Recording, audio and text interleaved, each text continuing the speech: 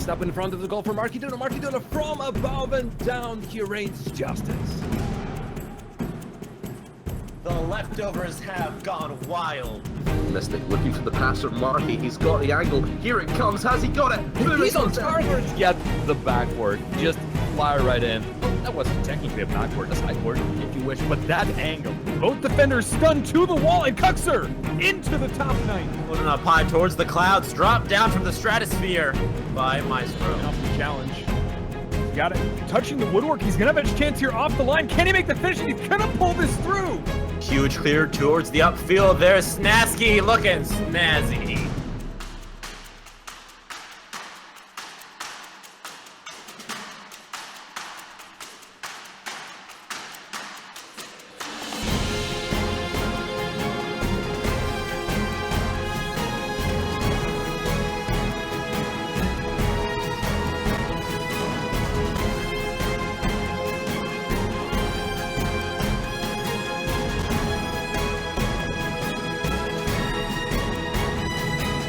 Rival Week, Day 3, starts now. Ladies and gentlemen, boys and girls, welcome to day number 3 of Rival Week, the first European day right smack middle of the whole event. F3 Flipside Tactics up against Leftovers. Probably the biggest rivalry we have seen all week the past 2 days. Did have some rivalries. Is going to be a big one. But before we get into that matchup, let's do some introductions. My name is Chimblade. Our broadcaster for tonight is Shice. He's been broadcasting the whole week. Shout out to him. And of course, special guest he is. And of course, a special guest who's a legend in his own right. Lawler, how are you doing today? Doing pretty good, man. Excited to be here. Excited for some really exciting games. Got to watch a bunch from yesterday. And I guess the most exciting thing, we were talking about this a little bit before broadcast started up, was seeing patterns develop throughout a consistent series. Because it's pretty much just a really big best of 21, but we try to break it down a little bit more. It's really cool. Yeah, it's super fun to see. And talking about these two teams as well, like the first thing that Leftovers did was reverse sweep Flipside Tactics right in week 1. And then the last thing they did was knock them out in the losers bracket quarterfinals. So I think there was one game that they played in league play that Flipside ended up winning, but nobody remembers that. People remember the first thing that they did and the last thing. So there's definitely history, and Flipside Tactic is for sure out for blood. And I think the players are joining the lobby. But really quick, let's give a quick shout out to all of our sponsors. Tonight we've got Tracker Network. Check them out, rocketleague.tracker.network. We've got Turtles. Check them out, trrtlz.com. Shift Pro League is at Shift Pro League on Twitter. Badpanda.gg is another one of our sponsors. And then, of course, Cerberus Esports and Victus.gg. Cerberus Esports, you can find them at Team Cerberus GG. Victus.gg is the website that'll take you to the Victus GG site. But without further ado, Lawler, I think we can hop right into it. So I'm going to ask you for a prediction just because I really want to. So how do you think the first series is going to play out? Part of the reason why it's nice to be a caster instead of a desk analyst is you don't have to give predictions. I mean, for those that haven't seen the graphic and stuff, the biggest concern for me, or I guess interest, is the fact that Maestro's playing. They haven't really found a third. It was June 7th, now July 7th. July 7th that they dropped Farah from the Leftovers, and they've been using Pondex. They used him in X Games. They used him in, I think that's it. I think they only used him in X Games because Maestro still played for Envious, and now Maestro's coming over to help out.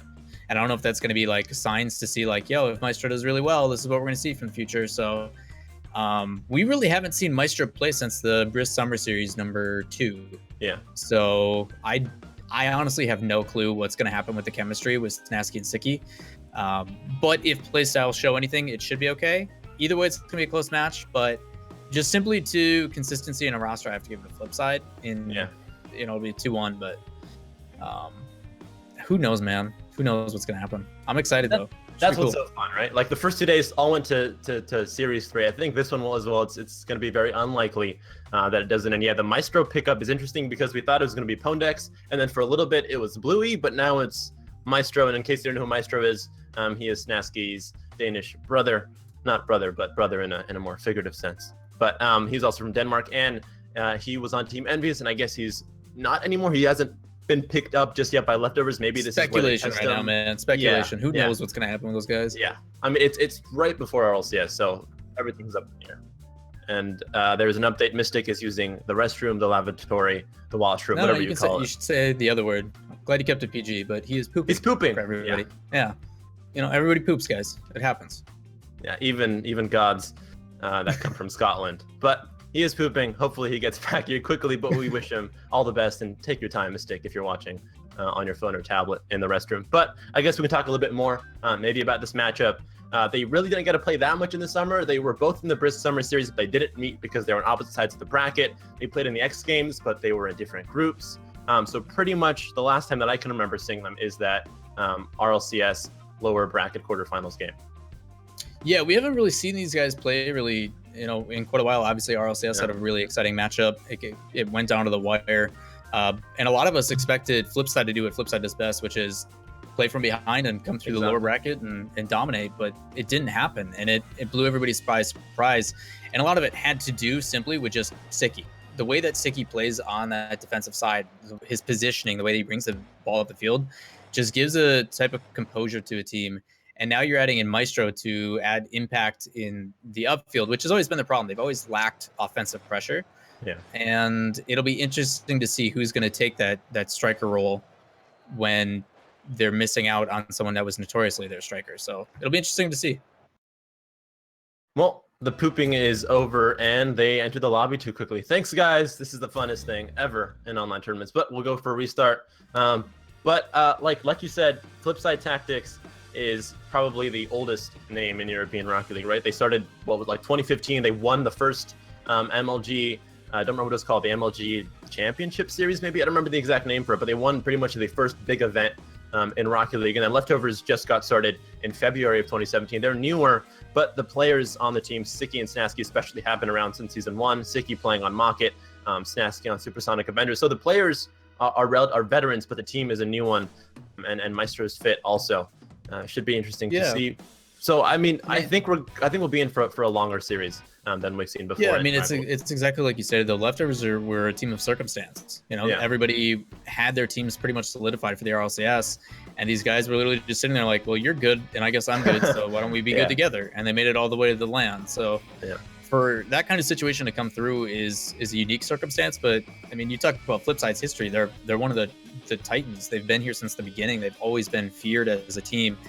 But despite that, they've actually had quite a rough last month, I would say. They haven't had a good performance since they won DreamHack Atlanta or DreamHack Sweden, right as they brought Mystic on as a sub. He wasn't even officially part of the roster at that time. He was just someone that was there to be like, is this viable? Is this an option? And now Greasy is kind of left in this weird limbo state of where is he going to go? We don't know. Maybe he's going to be the new fill-in for Maestro. Maybe Maestro's just filling in because he's a nice guy. Like, we don't know. Yeah. It's all speculation. Yeah, I think Greasy Maestro is going to play for Envious in the rival week. At least that's what I'm hearing. But again, it's all up in the air. Just check Twitter. Just go on Twitter. Literally follow everybody you can, and you'll get minute updates on what's happening in the scene. Twitter is the best place to go, really, for Rocket League updates. But yeah, I think it is going to be Greasy to play for Envious in Day 5. I think it's Gale Force versus Envious at rival week. So Day 5 should be when we see Greasy and his new team. And in case you guys were watching the Rocket League Overtime show that happened today, a couple hours ago, they talked about Rival Week, and they even made some predictions, and I wrote them down because talking points are talking points. So let's talk about them. The predictions that they made, where Final said F3 is going to take it. Quinn was sort of on the edge. He said F3, I think, but Leftovers has a chance of taking it. It's pretty much 50-50 for him. Wave, being the unbiased host that he is, didn't say anything. So I don't know, but all I can say is that I know we're going to get to a Game 3 or Series 3, and I think that it's going to be very low scoring. Then we're going to hit the 20-second mark, and they're just going to pop off, because both these teams are known for just doing insane clutch things the last second. They pretty much are last 10-second teams. Yeah, it comes to be a situation where, like I said at the very beginning, it's going to come down to Maestro. How will Maestro mess with a team? His counterpart, and we always know, him and Remco have always been a couple. They don't really split apart. Yeah. But that doesn't mean that they can't, and that Maestro can't play a specific role or do a specific thing for a team that's in need. And in all reality, like if you're gonna have anybody do it, like I would take Maestro to do it. You know, he's very moldable. He's a player that can fit any circumstance and apply a situation. The only thing that worries about is I haven't seen him play seriously in a very long time. I don't know what he's been doing in his off time or scrimming or practices and stuff. Obviously, he's been on vacation and trying to take some mental health stuff. And he and I talked a little bit about that a couple days ago in the sense that, you know, that is important. And he realizes that, you know, it's a big grind for these guys to play, you know, week after week in league play for RLCS and then all these community tournaments. But normally in an off season, when there's time for these guys to relax and kind of catch up, you know, we saw that with Flipside where they took this big long break. They went on vacations and they came back and they didn't look the best. You know, is that same situation going to happen to Maestro? You know, he hasn't played since, like I said, the Summer Series. I haven't seen him anywhere, but he does have hours in. So if it's the Maestro I know and love, yeah, I don't think it's going to be an issue. And that's why we're going to have a close series. And that's why people like Quinn and myself are saying we'll probably easily see a 3. I do think that Flipside will take the edge because of the consistency they've had with the roster. But Flipside's results say otherwise. The best result they've had in like the past month is 3rd. At was it X Games? No, it was fifth. No, it was at it was Briz Summer Series. Yeah, Briz Summer Series they took 3rd. So it'll be interesting to see how it plays out. Either way, it'll be an exciting match. So yeah, I mean, all we can guarantee at this point is an exciting match. We can't really say much further than that. So exciting match. It'll be close, and I'm interested to see as well how Maestro fits in because he's new. We've never seen him, and I think that's sort of also why he might have left Envious because he couldn't keep up. This break might have been set him back a little bit too much, or maybe he just decided that real life took over a little bit. But we'll see how he fits in. Usually, from what I've seen in the past, when a team picks up a new player for the first time, that new player is pretty quiet, sort of sits back and watches the other two do their thing, and then tries to find his footing, tries to fit himself in there and be the power third they're looking for. But we'll find out. This is game number 1 of series number 1, a possible 3 best-of-7s to go. Flipside Tactics, that might be an early shot from Snasty. That's absolutely Snasty. 1-0 at 4:58.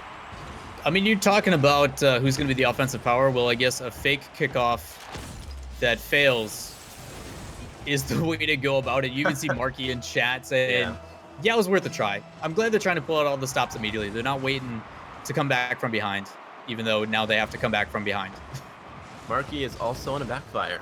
Okay. He's a new backfire, awesome. man. Okay. Well, we'll see. We'll see how that pays off. There's a Nasty looking to do something fun with it. Won't be able to. And Mystic plays into the left side. Snasky, though, will find a power clear. Cooksier from the center. Cooksier, of course, has been around the scene for the longest time. The Italian stallion, really, of the Rocket League scene, doing everything he can on the Batmobile for quite a while. Only 21 years old and still bringing everything he can. There's a shot, though, that might come through from the leftovers. Won't be happening, though, and it's back over to Mystic with just 40 seconds gone. Mystic playing around with it, not too much to happen, though. Sicky back across, Nasty for a pop-up high, looking to drop one down. We'll miss out. Sicky, it's a floater, but it will end up bouncing towards Marky Duda. Good plays as well. Awareness on the field. You see these guys doing a back pass instead of going for a direct shot as someone's in net. Not sure if Maestro had the intention to play that up high instead of putting a shot on net, but still draws out a defender. Nothing able to come from it. I'm going to assume that Nasty is Maestro. Is that a fair assumption to make, do you think? Yeah, I'll double check for you, but I'm almost positive. I would hope so, because that's who's supposed to be playing. Yeah. So, if not, who knows what's happening? But we're going to call him Maestro for now. Snasky, Maestro, and Sicky are the current leftovers squad. There's Marky Duda, another veteran of the scene, been playing with Flipside since pretty much their beginning, along with Cooksier. So Cooksier and Marky are probably the oldest duo that we've seen in European Rocket League, maybe worldwide Rocket League as well. There's Cooksier, though, partner in crime for the past couple of years, looking to put a shot on target. Mystic, though, will end up playing with the right side, and now it's up to Marky to recenter for his team. Plays one across, finds a channel. There's a whiff to come through. Cooksier to sneak one across, but Maestro will conduct the orchestra, keep them in check. 3 minutes and 6 seconds left. So far, nothing too crazy. A couple of shots from Flipside, but nothing that's hurt. Good use of misdirection as well by the leftovers on defense. Even though he was out of position, Nasty was able to pop that one backwards to his teammate and then clear that complete opposite side across the field, drawing in and drawing out. The way to do it. Snasky settles that down up the back wall, but unfortunately, Cooksier's going to be the first to touch it. Marky Almost finds his mark, but goes just wide once again. That's now the 4th shot Flipside's made with no avail. Snasky barely keeping it out. Cooks here. All 3 defenders there, but he does not care. He finds the perfect thing. That one in. That's the benefit of pressure.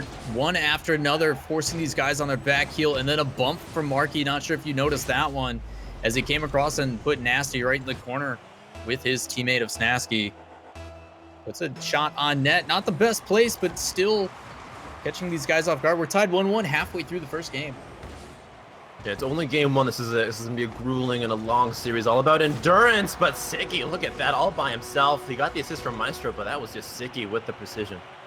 Yet again, Cookser tries to get up for that read, but it doesn't matter, as Nasty does get a touch on it. Plays it straight up, and Sicky, that positioning always on point, able to swing in, put a shot on net. 2-1. This honestly is a little bit higher scoring than I would have expected from these teams. Usually we see them go 1-1, then the last second a 2-1 breaks out, but we're halfway through 3 goals, and overall we've seen, what is that, 8 shots on target combined, and just half the game gone. This could be an interesting series indeed, as there's Maestro, plays one off to himself from the wall, looks to sneak one in. Mystic though, good positioning. Bit risky though, but it ends up working out in his favor. Sicky will have to rotate back. He's got 2 members back there. There from Snasky, and it's up to the last 2 defenders, Sicky and Maestro. Play one center, risky, but good follow through from Sicky on his keeper to make sure he can stuff out Cooks here as soon as he touches that ball back towards Marky. Cooks here was looking for the pass back. Marky able to read his teammate's mind. They've been playing for 2 years. Hopefully mind reading is the thing that they do at this point. 1 minute and 43 left though, Lawler, and so far Flipside I think struggling to get that final touch on net. I don't even think it's that. It just seems to be that the defense so far from Leftovers has been on point. They're covering most of their shots, and it's always been an issue. For some reason, this new player is doing a fantastic job of following that role and filling that hole. As shots come in, someone's usually on. The clears haven't been the most solid, but Sicky's going to score another goal, putting them up by 2. Yeah, well placed from Sicky as well. None of his teammates were calling out, you have a shot. Cookser's not there in time, and he finds the back door. Mom opens it up for him. Gives them some oatmeal cookies. 1:21, 3-1 though. And Flipside, we talked about them playing from the back. They've got 1 minute and 21 to score 2 goals. If they do so and they take it to OT, it wouldn't be the craziest thing just because it is Flipside. Nice pass though. Cooks here looking to catch the defenders off guard. Just test them for the next 1 minute and 12. See what they can do, because so far they haven't really been using those long shots yet. Most of the shots have been just stuffed out instantly, as there's almost always a defender to meet the player ready to take the shot, but maybe it's a couple of long shots to test the defenders, catch them off guard, throw them out of position. Might be what Flipside needs here, but 56 seconds is all the time they have to work with in game 1. Like we've mentioned though, this is a long series, and game 1 does not mean too much. There's Marky on the dribble. There's a demo to come through onto Cooks here. This could be a 2v3 power play for the boys in the blue. Flipside though will not prevail. Now 40 seconds is Nasty to drop one in. I'm trying to look through my friends list, and I actually do not see Maestro online. So I don't know who Nasty is. If it's a different account that is Maestro, I don't know what's going on, because he's playing like Maestro. They're playing well. But I honestly have no clue who it is. I mean, Chase, please find out. I beg you. Or anybody, just the boys in the lab, please do research. Please help us out here and whisper sweet nothings to our ear. Who is this man? Who is Nasty? He's good though. I think he's filling the role well, and even if it's not Maestro, maybe it's probably a Smurf. Like it. Yeah. But why plan a Smurf is my question. Why plan a Smurf? I mean, yeah. The boys in the lab are pretty sure it is Maestro, so we're gonna say it's Maestro. Maybe they just like messing with us, keeping us on our toes. But that's gonna be game number 1, going 3-1 for Leftovers, and their new addition, Maestro, seems to be fitting in quite nicely. Yeah, one of those situations, obviously you look at the score lines as well. Shots definitely in favor of Flipside, but that defense coming out, a lot of it does have to do with just simply the ability to become complacent. And Flipside didn't really have that based upon their offensive side. Like, they were pushing up, they're putting shots on, but Leftovers have always been caught in a position where they're sitting on their back heel, and that wasn't the problem. Even though they were out of position at certain times, you even saw where Maestro was in net facing backwards. He just played it back out, was aware of his teammate, and then a big clear to the opposite direction. Little small things like that are just enough to relieve pressure, to get them boost ability to reset per se, and then transition back onto offense. So shout outs to Leftovers. They're doing a really good job with this Maestro fill. Definitely working out nicely, and like you mentioned, it just by looking at the stats in the postgame, it seems like Flipside should have had a lot of pressure, but like you mentioned, Snasky and Kurt are so good at diffusing the pressure. As Sicky drop one up high from the left side. Mystic though will be there. There's Maestro once again to the right corner. Sadly, though, nobody to pick that one up except for the blue jerseyed men called Flipside Tactics. There's Sicky once again being risky with it, or sneaky with it, rather. Gonna drop one across, won't be able to. Nasty now. Shot to himself, it looks like. Marky, though, will play one towards the right corner. The Scotland native, of course, coming in for Flipside since their beginnings, like we mentioned. And Mystic now, I think, is also a member we have to look at, because Mystic has been with Flipside longer than Maestro has been with Leftovers, and so far the Mystic is not where it should be, but Cooks here is good old Cooks here. The double touches exactly as they have been. Something he's notorious for. We saw it all throughout the regional championship, and we saw it in the world championship for them to secure that win against Selfless. But that top left corner, that double tap, he is so comfortable with. He hits that angle almost every single time. Yeah, we've seen that time and time again, especially when we hit the 0-second mark. Cooks here will decide to do something crazy, but this time he did it at the 4:15 mark. We'll take it regardless. There's Mystic dropping one down to Marky Dude. A nice little touch to put it right back over to Mystic. Mystic now playing one back, looking to secure possession for his team. Cooks here is in position there. Good communication from them. Marky Dude I believe that was Snasky up high in the air for a dogfight. Went out in the end by Marky, as his team does have possession. Looking to edge forward from the left side of the wing. Won't be able to. There's Sicky back over, but Cooks here reads it, intercepts it, played up high. Snasky should have the wall clear, and Maestro was there just in case he was needed. He goes for another one, but he's a bit mispositioned, and Sicky, the last defender home, will be able to make the clear. Good decision by Marky as well. There's a situation where that ball was going off the backboard, and instead of challenging, he doubles back and puts himself in a defensive. Oh, what a shot coming out from Marky, almost getting it, but a save. But he decides to cheat back rather than forcing a 50-50 that he wasn't going to be able to get to first. It allows them to change this possession and bring it back onto offensive side, and what was ultimately the reason for that shot. Yeah, knowing when to not take 50-50s, I think, is a thing that is one of the things that separates the good from the great. There's Mystic looking for a great shot. Sicky, though, with an even greater clear. There's Marky Dude looking for the greatest assist of his life. Won't be able to do so as Mystic plays one up high instead. Needs a second touch on it, though. Nasty is on top of it. Maestro rather Cooks here to sneak one in. They're keeping the pressure up. It seems like Flipside at times has 5 players and not 3. There's a huge kill there from Snasky on target, just barely edged out by Mystic. Half of the game remaining, just a bit over half the game, that is, and Marky Duda will look to increase his lead here for Flipside Tactics. This is game 2 again of the first best of 7 series. Leftovers had it in game 1, but again, it's a long series. Game 2 already, it seems like the tides have turned, and Flipside is a bit back on top of it. Oh, Flipside definitely has changed the tides of this game with their possession control. A lot more shots on net, but they need to be careful. There was yet another double commit. Luckily, they have a teammate in Mystic that's willing to sit by as a pinch comes out from Sicky, almost a shot on net. As Flipside's going to transition this, a counterattack and numbers. All 3 are there. Cooks here plays one up high, and at this point, it's no longer a counterattack because all the defensive men for Leftovers are ready. Sicky, not as ready as he may have seemed, just barely clears that one out. Snasky, though, plays one back towards the right half of the pitch, and now it's Nasty for Snasky on the end of it. Won't be able to. Mystic, a long shot. Flipside has been utilizing those a little bit more, but there's the classic counterattack playing out from the Leftovers. Can they find it? Sicky on the end of it will secure. No, actually, Cooks here is there instead. Came out from the shadows, able to make the clear, and now it's Marky. Should have the full tank of boost as well as he plays it up to Cooks here. Cooks here, though, falls through just a little bit too much on that one. Not the pass he was quite ready for. There's Mystic, though, up high. He's got Marky Duda waiting in the center. Marky Duda, though, will not pull the trigger as Snasky beats him up high in the air. And played back, though. Most of the game has been played in this orange zone, so Flipside Tactics keeping up the pressure. And even if they don't score here, they'll be fine, because as long as the ball's in the orange zone, this 1-0 lead can hold. Even though it's not the most organized thing, good dribble coming out from Mystic to slow the pace. Flipside just seems to be turning the tables by simply beating Leftovers to the ball. It's nothing, out of the ordinary. They're just playing without hesitation. They're jumping at it, making sure they get a touch on it just to throw off this rotation that was so strong from Leftovers at the beginning. The pace has definitely been kicked up a notch, but it's up to Leftovers to match it now. See if they can. Sicky looking to match it. 1-1 in the scoreline, won't be able to, and it's still 1-0 with 44 seconds left to go. I think this is more of the game that we expected. Low scoring, but still a decent amount of shots from both sides. The pressure is there from Nasty here as Maestro looks to sneak one in, won't be able to. And put the Snasky to recenter it for his team, but it actually gives possession over to the opponents. It was a 3v2 counterattack opportunity for a moment, but not seized by Flipside Tactics. There's Sicky dropping one across. Marky Duda will find the clear, and it's up to Mystic now to continue the offensive push. From the defensive end will not be able to, and there's Sicky. And Marky Duda on the ground, went out by Marky. Marky once again struggling to get it out. Cooks here has to follow through. 8 seconds left. This is surely the game. Just a long play into the corners. Just keep playing into the corners, pushing it away from the blue net. Flipside Tactics should have it, and it looks like they will. Still up for grabs, though. Sicky needs to make a miracle happen, turn water into wine, walk on water, all the good stuff, but I don't think he can. Mystic, please just let it touch the ground. Snasky plays it all the way across. That might be a goal, and it will be with the Sub-Zero goal explosion. 2-0 though. We'll call it a 1-0. Flipside Tactics takes game 2.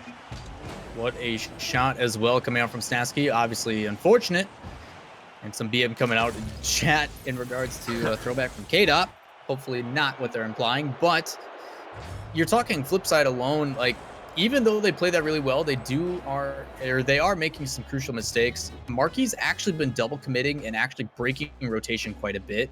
And the only team that I really see do that well is probably, I would say, Gale Force with KDOT. KDOT just doesn't follow rotations. He just sits up field and waits for it.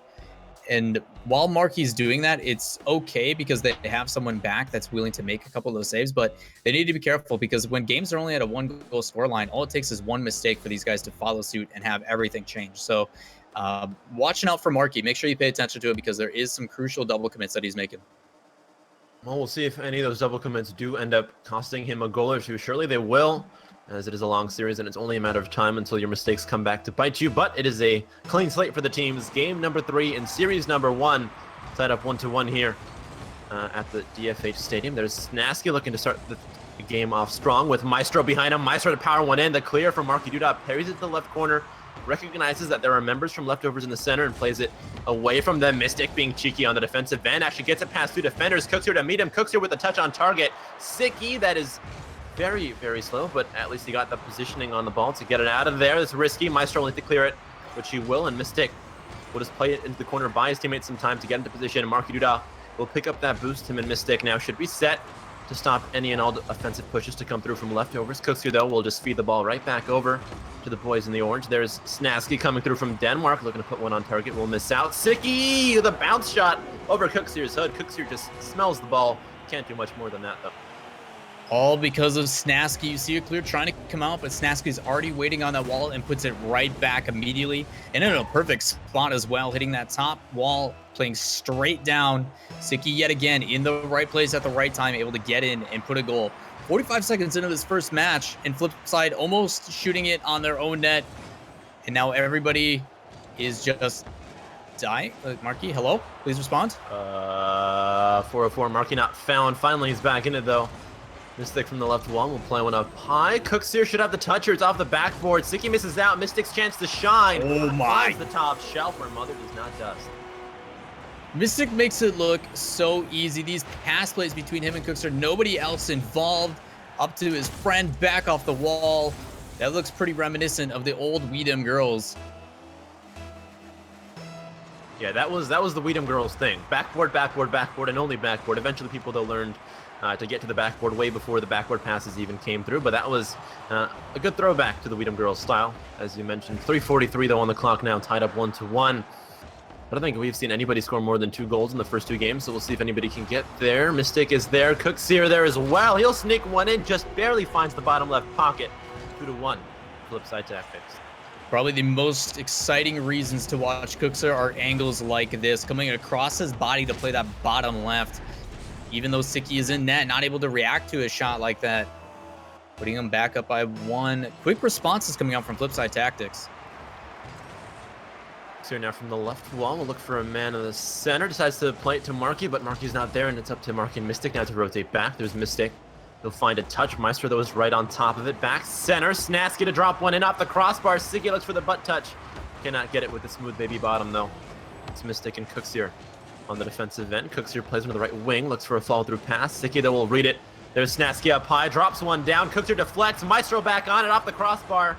Sicky, get their time, decides to rotate back and block any and all counter-attacking opportunities from the boys in the blue, which he will do. There's Snasky once again in the corner. This is his time to shine. 2:54 on the clock, and a bit of a quiet game so far from the leftovers. It's been Flipside the whole way through. There's Sicky playing one up high. Maestro will touch it, but not much more than that. Leftovers struggling. As soon as they get a touch, it seems like it's deflected every single time. This could be it, though. Snasky off the deflection. Won't be able to. That shot opportunity again because of double commit. That was the thing I was talking about with Marky. Needing to be careful. All it takes is one for them to tie it back up. But if they keep getting... Oh, what a shot. Snaski's going to sneak it in, even though Mystic tries to save it. Excellent stuff there from Snasky. Catches them off guard. This is the thing that happens a lot of the times when you're going backwards for your rotation. You'll be just a second too late, and the defenders or the opposing team will catch you off guard, no doubt. Yelling in comms, shoot it, shoot it, shoot it. Nobody is in net. It worked out nicely at exactly halftime. There's Cooks here now to play one left.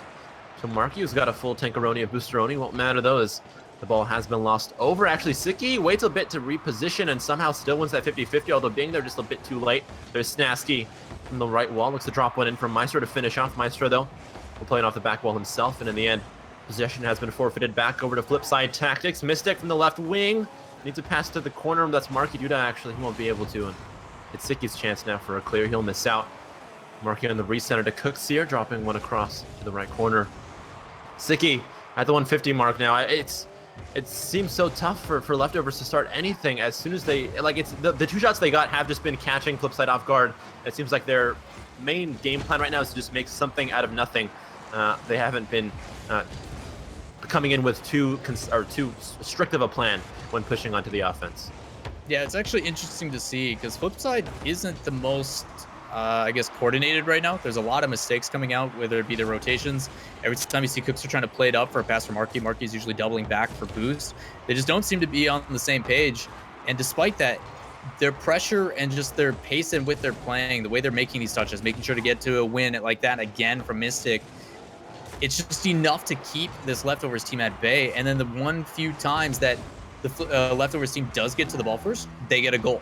So it's just a matter of finding a way to keep up to that pace and making sure to take advantage of those mistakes. And single plays like that from Maestro are the way to do it. Yeah, exactly. That's how Maestro does it. That's how he conducts this team. Gets a pass up to himself, waits for the mistake to happen first. He waits for the other team to react, and then he gets there in time to secure goal number 3. 54 seconds, and I think this might be how at least the first series plays out, is we might see a lot of uncoordinated attacks, and the game just might come down to capitalizing on mistakes. Not too much more than that, and just individual plays. There's Mystic looking for an individual play of his own to drop one in the center. Won't be able to. Marky back over to Mystic. Mystic is underneath it. Looking for a teammate center. Can't really find anybody, and Cooks here will take it over from here. He plays one off the backboard. Snasky, though, with a power clear. Blasts one away, and he'll pick up a full tank of boost as well. Gets knocked away, though, and Marky Duda again to be a bit out of it. 4-2 at 30 seconds. Mistakes again plaguing this team. You see Mystic trying to rotate back and put a hit on Snasky. And then even though that play is good, in reality, Mystic should just rotate net. He's got a player back there ready to make a contest, and it completely throws off his teammate, leaving a wide open net. It's got to hurt. 30 seconds, 2 goals to come back now for Flipside Tactics. And again, the last 2 goals 3 and 4 especially, have just been capitalizing on mistakes. Even when there were pretty much 3 people in the defensive third for Flipside, that third goal came in, and here it was Marky Duda whiffing out on a ball. So hopefully those mistakes do get fixed up. There needs to be some error correction. Cooks here, though, almost starts the hope and the dream of a comeback here in game number 3. I don't think it's going to happen. Snasky will drop one down. Maestro can find goal 5. And for some more assault on an open wound here, Mystic, though, will find the clear. That's it. That's game number 3. Going over to Leftovers. Leftovers now is up 1 in the first best-of-7 series. Well played by the Leftovers, slowing down the pace and just capitalizing on mistakes. As for the Flipside team, they just seem to be in cahoots almost. Like there's something going on with that team to where Marky was just not into it. I don't know what was going on. I know he's playing the Boomfire. He practiced all week with it at DreamHack Atlanta, and he's like, sometimes these hits just hit really hard and we like it, so that's why we stick with it. So it's really interesting to see that despite this, the subtle mistakes that I was talking about what Leftovers really need to capitalize on, they're making them. They're very blatant in their mistakes. You just have to be the one to make the touch first, and when they do, whether it be individual play through Maestro, just putting a shot on net that 2 people miss, or a missed rotation because Mystic's trying to force something because he doesn't have that faith in his teammate in back, they get a goal and they completely turn the series around. Now, you mentioned the thing there, the lack of faith, definitely something that you can see from Flipside, and I think Leftovers is recognizing it quickly too. They're seeing when 2 people go up for the same ball, when somebody hesitates for just that half second, that ends up losing them the win in the air, and it's definitely hurting them. It's game number 4 now. 0-0, of course. 5 minutes back on the clock. We'll see if Flipside can correct the errors they had early on. Cookseer staying on top of it, but not for long. Maestro looking to wiggle through Marky Duda, won't be able to as Mystic picks it up instead. Sticky in front of his own goal line. That is very risky if Cookseer gets up there in time, but Snasky knows he does have the boost in his favor. He'll get there instead and push the ball to the blue zone, wait for his team to come back here, and maybe they can set something up off of Marky's mistake. Marky, though, won't make one for now. Actually, he does. Sticky looks to blast one in, thankfully. Cookseer and Mystic are both there to defend as Cookseer will play one up high towards the attacking third for his team. Snasky will find the clear, though. There's Marky. For a recenter, Cookseer, though, right back on top of this one, and it's back to Maestro, who will play one to the left side. Mystic, though, wins the 50-50, and Snasky and Sticky are positioned to maybe get a counterattack started. This could be it from Snasky. Plays one to Maestro. Maestro will spread the pitch, go to the right wing.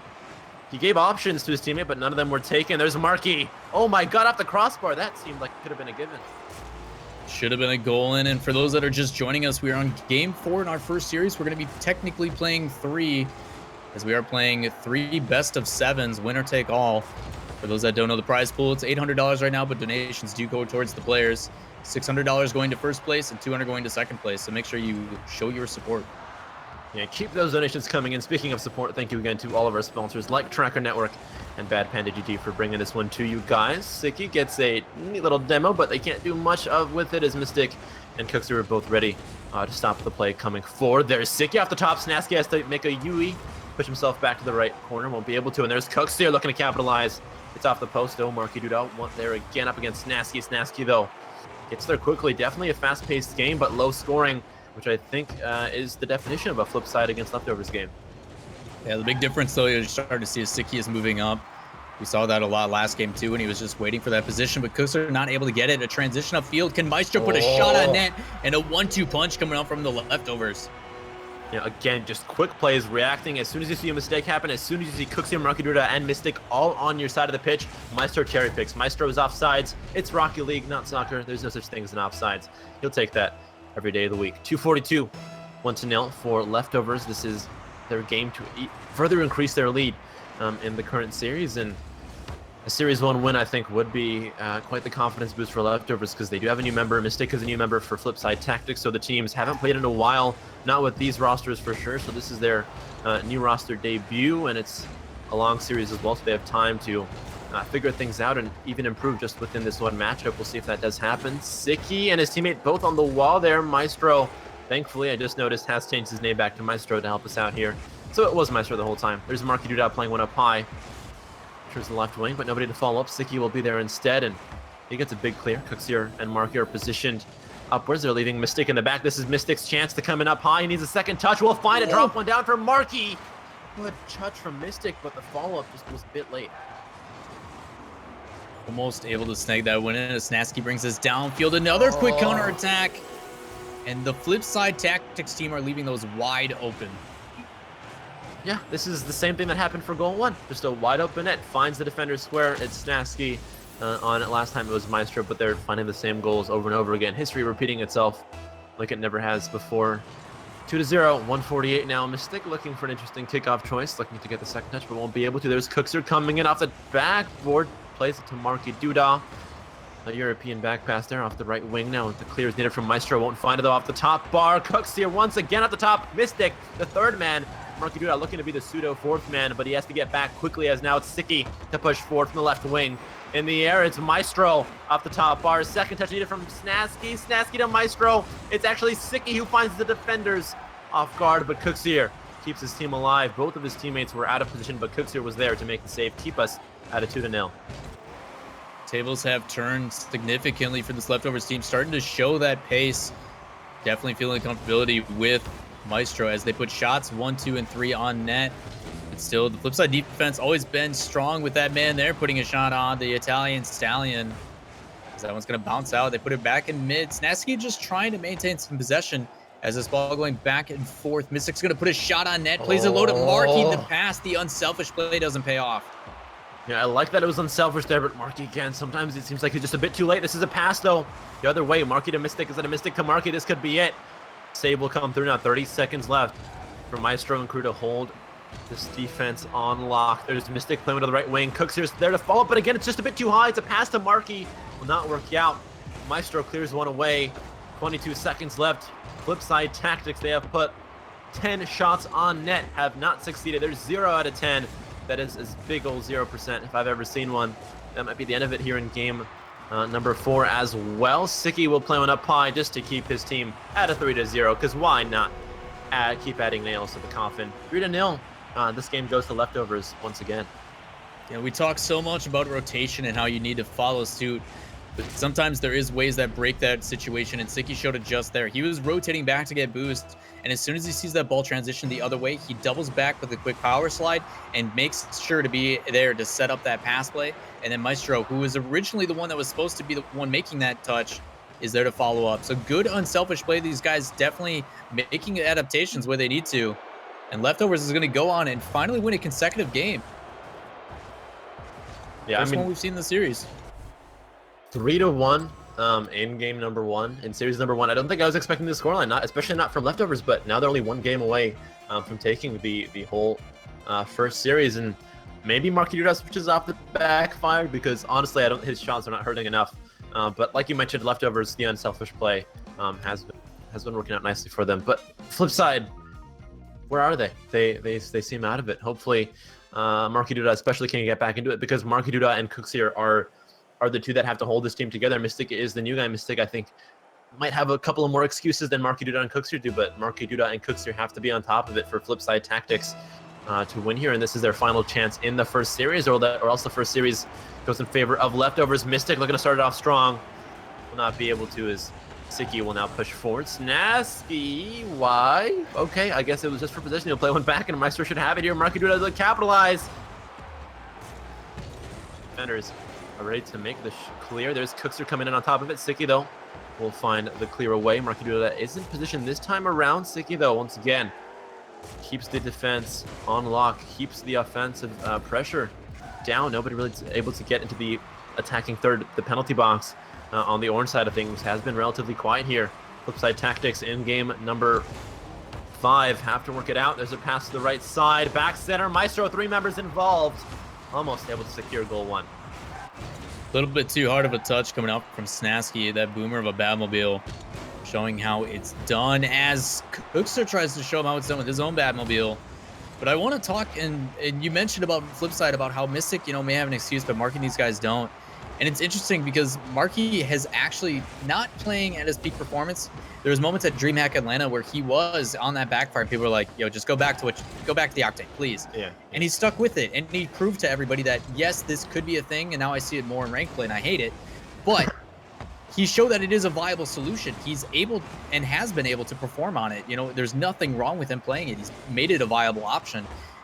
But Mystic has never been the issue. Mystic shows and continues to show this methodical playstyle. He slows it down. He goes for mind games. He buys his team time, because the previous game could have been a much closer series. It was literally going to come down to just a couple of those shots hitting crossbar. They just need to settle down. They're getting overzealous in some of these situations. And when you watch Leftovers like that, very simple, very controlled pace, a quick shot on net. Snasky puts a goal, they're up by 1. So situations like that, it just seems to be that they're all caught up in the situation, when in reality, Flipside's normally a really composed team. Yeah, I agree with you that Mystic is the guy who has to buy time, especially because Marky Duda and Cooksier sometimes need that extra second or two in this series, so Mystic should be the guy to buy themselves that time. Maestro to Snasky, though, off the top. Almost works out. Mystic will find the clear. And a shout out to Pyro Swan for the $5 donation. It did not show up in the donation bar, but thank you so much for adding a $5 prize pool to the overall 800 that we have for this game. For Marky. Wow! What? That is Marky. Marky is back. I told you, man. You just had to calm down and be more Poogles, I guess, as Marky accidentally bumps into Sicky and then flicks it over the back. That is the markiest goal I have ever seen. Yeah. If anything is Marky, that is Marky. Sure is Duda as well. He's doing the Duda hustle. He's got the eyebrows there as well. Maestro then will find a clear here. 1-1 at the halftime mark. Cooksier. Marky will stay on the ground here, is playing it patient. I think previously in the past games, Marky may have gone for that shot. Might have been overzealous, like you mentioned, but this time he's calmed down a little bit. He's back in the groove of it. It is a long series and a long matchup, so could be the comeback that Flipside has been looking for, the start of the comeback, at least in series number 1. There's Snasky, who gets to the ball first. Marky Duda now is stuck in the orange goal. This could be a 3v2 power play for the boys in the orange. There's Sicky. Cooks here, though, from inside the net. Finds the save, and now he's onto the counterattack. He's off to the races, but he won't be able to get too far in this adventure as the clear should come through from the orange. And it does. Leftovers back with possession. Actually, no, it's a clear that goes to the left side. Marky should be on top of this one, but he's not. I do like what Cookser tried to do there as well. He made that save that bounced out and then landed right in front of him again. He thought he had a counterattack opportunity. He put a shot immediately on net to force that defender out. Fortunately, his teammates weren't quite ready for it, and they were able to transition it back downfield as the Leftovers now back again offense. But a much different story this game. We're all tied up. 1:35 left in this match. But the biggest thing, Leftovers are on match point. They at this point are so close to securing this. Oh, You know they don't want to give it away. yeah, one game, that's all that's left in this best of 7 series will come to a close. There is still another one and possibly a third one as well, but Leftovers is going to cross those bridges when they come to them. For now, they're thinking about this one game. This is the game they need. The nerves might be at an all-time high here for the Leftovers as Maestro misses out. Marky, though, gets the pass from Cooks here. Snasky, the left wing. He sees his teammate. It's a good read back. It's Maestro looking to strike one in. Won't be able to find the laser for, though. It's played back up high enough for his team to finish off, but Cookser's there first, and his team recognizes that, pushes back to a more defensive positioning as Marky Duda to set something up from the left wing. Will play one across, but it's met early by Maestro, who finds the clear to his name. Cookser, the right back on it. Sicky drops one down, but Cookser is ready. Back past the Mystic. Mystic for the strike. It's actually off the backboard. Marky to the left post will not work out. Now it's Maestro and team coming forward in a V formation. Flock of birds there will not be able to finish this counterattack off. 30 seconds left. Maestro fighting. They don't want to go to OT. OTs are not the funnest. There's Maestro. Look at that. A boomer into the top shelf. 2-1 at 25 seconds. Leftovers might just take the series. Again, we see Flipside being given a gift and they just will not unwrap the present. It was literally settled right in front of the box and a shot missed wide. All it takes, one mistake to capitalize on. They won't do it. They miss their opportunity.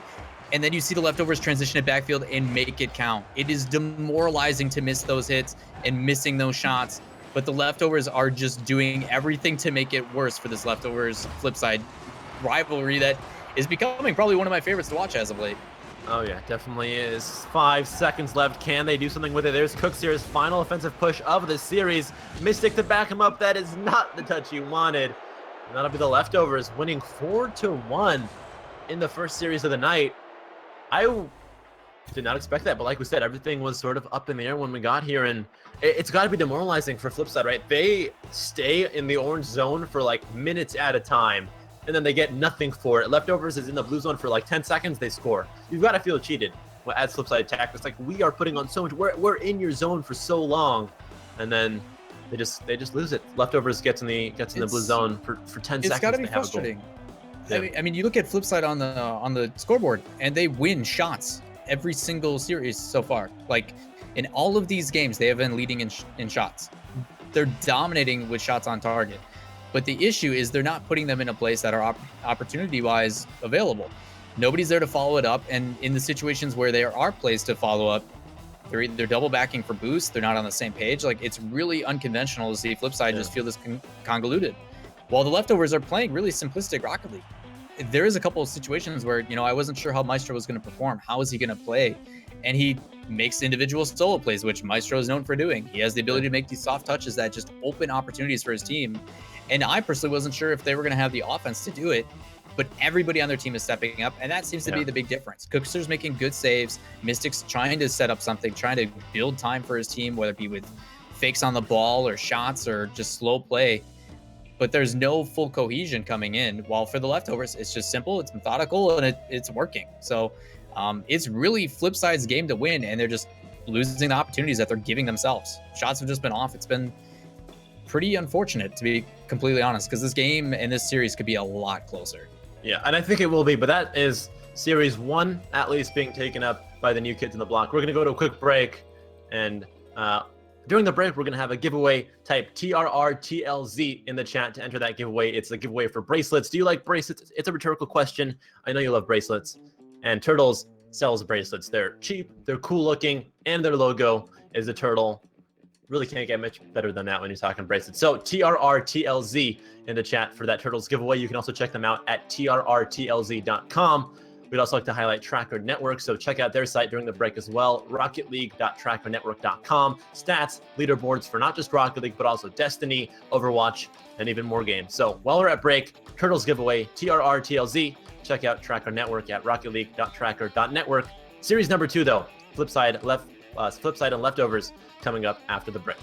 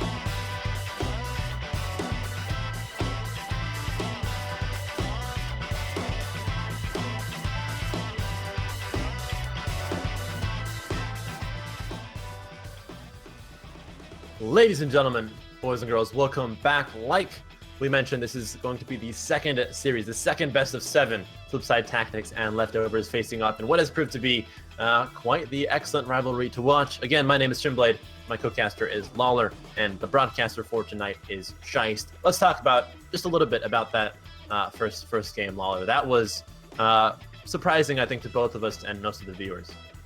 Yeah, a lot of us came in, and I came in with the intention where Maestro was going to be a question mark. I wasn't sure how he was going to fit in with the role, and how Flipside, in most circumstances, should win the matchup just because of their aggression and their play style. But a lot of it does come down to just mistakes. Flipside's making a lot of mistakes, whether it be with some double commits. That was cleaned up in the last game that we got to see. But it was just missed opportunities. There were shots on net that could have went in. There was opportunities where the ball was right in front of the net and they just couldn't put it away. And in those circumstances, Leftovers were able to transition it to the other side of the field and get a goal. So are they going to be able to clean that up in this next match? That's going to be the big story, because in all reality, Leftovers are just making less mistakes than the other team. Yeah, I mean, every single time Flipside seems to go on the offense, they get so many chances to score, like you mentioned, and they need to score, because if they don't score, as soon as Leftovers gets the ball, they can come back at it. But there's Mystic to Marky Duda. What a play. Mystic, an absolute snake, just slithering through the defensive line. Mystic doing a really good job. That bait out. He probably could have scored that on his own, but luckily for him, Marky was there to follow it in. But creating opportunities, he talked about a fake bait inside to draw one out. He fakes it again and then plays a pass outside, almost a little bit too late. But knowing his teammate was there, good plays by Mystic, trying to lead the charge for this team, get them back on the right foot. That's so nicely. And again, for those of you in the chat who were in the giveaway, it's Kingslayer TV and Shex Hamo are the winners. So make sure to check your PMs for those bracelets that should be coming to your home soon. But Marky Duda from the corner will play one center. Maestro is there. Siki there as well. Playing from the right side. Mystic is actually going to be the man to put the pressure on net now. Flipside Tactics in game 1 of a completely new best of 7 series seems to be back on top of it. They're keeping their pressure up high, but they really need to score off of that one. Thankfully, nothing too crazy will happen as Mystic is there to stop the counterattack that could have happened from Leftovers there. And back over to Siki from the right wing. Siki will not go for the boost. Instead, actually, he does back out for the boost. He knows that Maestro and Snasky should be able to cover for him for just a little bit longer. There's Mystic, though, from the center. Playing one across, and Maestro will get a tap up high to Snasky. It's a bit of a back pass there, but can't do much with it. Siki will lose that one as Mystic ends up on top of that 50-50. Maestro looking for the bounce shot. Strike in. Not success, though, and Snasky and Maestro stuck in the same corner. Why, oh why? We ask. Snasky will back off, get some boost, and look for his team to set him up this time around. There's Snasky, though, in the air. Mystic bumps him away to Kingdom Come. Thankfully, though, nothing too crazy from Cooks here just yet. He plays one up high, tests Snasky. Snasky will pass the test and give this one away. Was the ball still in the corner? You're going to see Siki read the 50-50. What decision for Maestro to dribble it out, slowing it down, allowing his teammates to get some boost. He goes for a flick and actually beats Marky on the goal. Beautiful placement by Maestro. Yeah, wonderful from him, and look at that, 1-to-1 now. Maestro did something similar to Mystic. It was just a individual dribble. Mystic's, of course, was a bit more flashy, but Maestro has just as much awareness as his M rival Mystic, and it worked out nicely. 1-to-1 now in the first game of the second best-of-7 series. At this point, it's been a full best-of-7 series. The players might start getting a bit tired here, and they might also be thinking about what if this goes to a third. Flipside no doubt wants it to go to a third, but it is definitely tiresome. We'll see if those, if the nerves and just being tired and annoyed of playing against people that are this good, if that comes back to bite them soon. We'll see. Half the game gone here, 1-to-1. Marky off the top finds Cookseer, and Cookseer once again his favorite thing to do, just to dunk it down from up high. Mystic forcing that 50-50, and then the shadow from Marky Duda was perfect. Sitting there patiently waiting. We see very common in a formation of threes where one person is moving up with the ball, there's another person right behind him in case a 50-50 doesn't go in favor, and then there's another person on the other side of the field to wait for a pass play, an opportunity for a shot. It works out perfect for these guys there as everybody's involved to make that play happen. Members involved. We haven't seen that in a while, but thankfully the team seems to be getting together now, especially Flipside. It's what they needed. A bit more cohesion, especially on the offensive side. There's Marky Duda. Tests the defense, finds two defenders off guard and able to sort of force a bit of bad positioning from the defense, but Maestro able to get back on top of it. Good adjustment from his car rather to get there in time, and Cookser will find a clear here, but not as strong as he would have liked. Snasky plays one back middle. Marky Duda, though, will be the man to make the clear and set his team up now for a counterattack play. It's a chip shot. Maestro, though, reads it. Stops any and all aggression to come through from the boys in the blue. There's Mystic now from the corner. Cookser is silently waiting in the back, as is Marky Duda. They're not going to come in just yet, waiting for a mistake. That could be the one they want to capitalize on. Cookser off the wall, and Marky Duda wants to keep pressuring the ball as long as he's in the offensive zone. Buy time for Mystic to rotate back in like he just has and find the clears and the shots that come from a distance that really do set up most of Flipside's plays forward. Just long shots, test the defenders.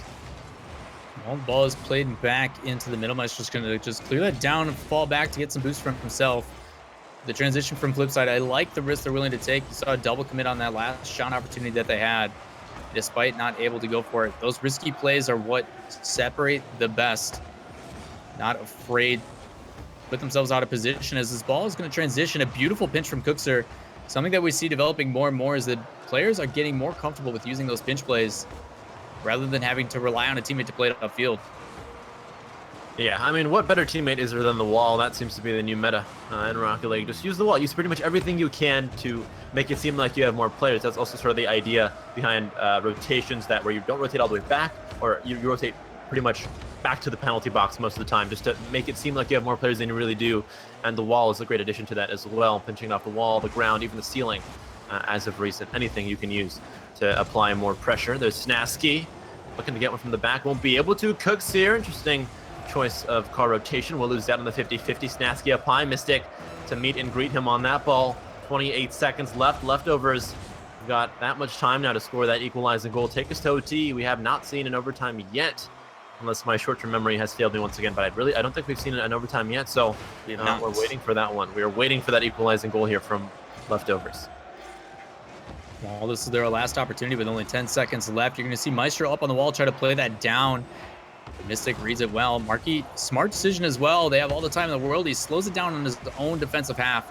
Usually a little bit riskier as the team is trying to put it in. But is he going to see get it snapped? He's going to tie it up at 0 seconds to bring us to OT. What? Are you kidding me? A three-man play. This is what we needed. We needed to see this from Leftovers, not just reacting, but also being proactive. And it was there at the top left corner. We are finally in OT, as we also hoped. Game number 1 of the first best-of-7 series takes us into an overtime. Next goal, it's a golden goal to take game 1, and no doubt both these teams want it so badly. They've worked so hard for those first 2 goals. They want to get the third here. There's Snasky playing one down to the right side. Will not be able to really follow up there as Mystic pushes forward for his team. He's looking to plow through the defensive line and will not be able to, as Siki is just the first defender there to find the clear, and it should work out here. He is a bit out of position now, though. There's Snasky pushing one left. Siki is cherry picking. He gets a demo as well. His team, though, can't make much use of that one. 30 seconds into OT. So far, this is probably the first play we've seen from Leftovers to be a bit dangerous, but Mystic will be able to clear it out now. 37 seconds into this one. Cookser to Marky. Marky back center. Where's the third player? Should have been Mystic, but he was not there. A lot of it had to do with Sticky. Sticky has been on that back line, denying boost from Flipside Tactics, and actually going for a couple of demos as he rotated back. He does miss out on one, but that's why that third player wasn't there. He was coming across and had to force that player to jump out of the way. So Sicky's aggression definitely paying off. It's been a minute into overtime. We're still not having any real signs of one going the other way, but a mistake in the post. No. No, that's gotta hurt. Why is it situations like that? What? Why? It's unfair. Like, they do such cool things, and then the goals come out of this. Like, what was that? You don't want a goal to come out of that, but it ends up being so. It's not the best situation, but leftovers will take it. Any goal they can get in an overtime, take it. They don't care how boring it looks, how scrappy it looks, because they are the scrappy team after all. They'll take it, and they did there. 3-2 for the leftovers in game one, but Flipside looked so much better than they did in the first series, because the first series Flipside was a bit all over the place, but I think Marky Duda is back on top of it. He put on 3 shots. We saw 2 or 3 games in the last series where Marky Duda put on nothing, so he's back on top of it. Mystic as well, I think, starting to find his footing in this new roster that he's a part of. You know, it was so unfortunate too for Mystic. He came across with a good read. He came off that back wall, tried to get a clear on it. But unfortunately, his flip caused it to hit the back of his car, and that's what popped it back at his teammate, who just was not ready for it. So unfortunate situation there for Flipside. Hopefully they can look past it and move on to game number 2. Well, game number 2 it is. 5 minutes, 0-0. Again, a clean slate for these teams to work with. Flipside, okay, I guess boost works, and Cookster will find the save after getting boost. Both him and Mystic went out and got boost, and thankfully the shot was slow enough there. Marky Duda will have to come back around and settle the ball down to the ground, look to set up a play or a counterattack. Won't happen though, as it's Mystic on top of the wall instead. Playing one across to the opponents, actually, as the team struggling to find a footing so far. It's been 20 seconds in, but all over the place. A couple of 50-50s in the air, on the ground. No team really in the opening 30 seconds has found any kind of concise effort forward. This could be it though. Sicky will actually end up finding a clear, and it's Maestro towards the right side of the pitch here. Off the wall, will he try to drop this one? And he's got it stuck to the car, won't be able to. There's Snasky back across. Marky Duda on Sicky. Sicky steals it away from Marky. Thankfully, does not go as on target as Sicky would have hoped. And there's Snasky in the center field. Marky Duda now past the center line. Going to keep his team on the orange zone, as they have been for the majority of most of these games. There's Cooks here back to Mystic. Mystic for a chip shot. Marky, though, a bit of a weird jump. Puts him in a bad position. He can't capitalize on that play. Right away by Mark, he recognizes that someone needs to go back to net. He makes a subtle touch on it. Very something common we see in ones, but rather than just giving away possession, you make it in an interesting spot to make it a little bit more difficult. Marky does that, heads back for defense. Makes the save to clear this back out, but we see Flipside back on offense. You're going to see Cooks pass it inside with a double commit on the save. Catches Mystic off guard, not able to get to it. Slowing it down, dangerous position, and again, Snasky taking the opportunity away. Again, you saw Flipside had a good string of attacks on the offensive side, and then as soon as Leftovers gets there, they're just in position. Maestro, you don't even see him get there, but he got there in time, knows exactly where the pass is going to come from if it does get to him, and it worked out so well for them. Leftovers now up 1-0. Similar fashion as to how they scored most of their goals in the first series. I think they're back at it now. Marky Duda looking to push forward, maybe get a quick retaliation goal here. Maestro, though, it's a from his own goal line. Cookser can dunk it. He'll miss out.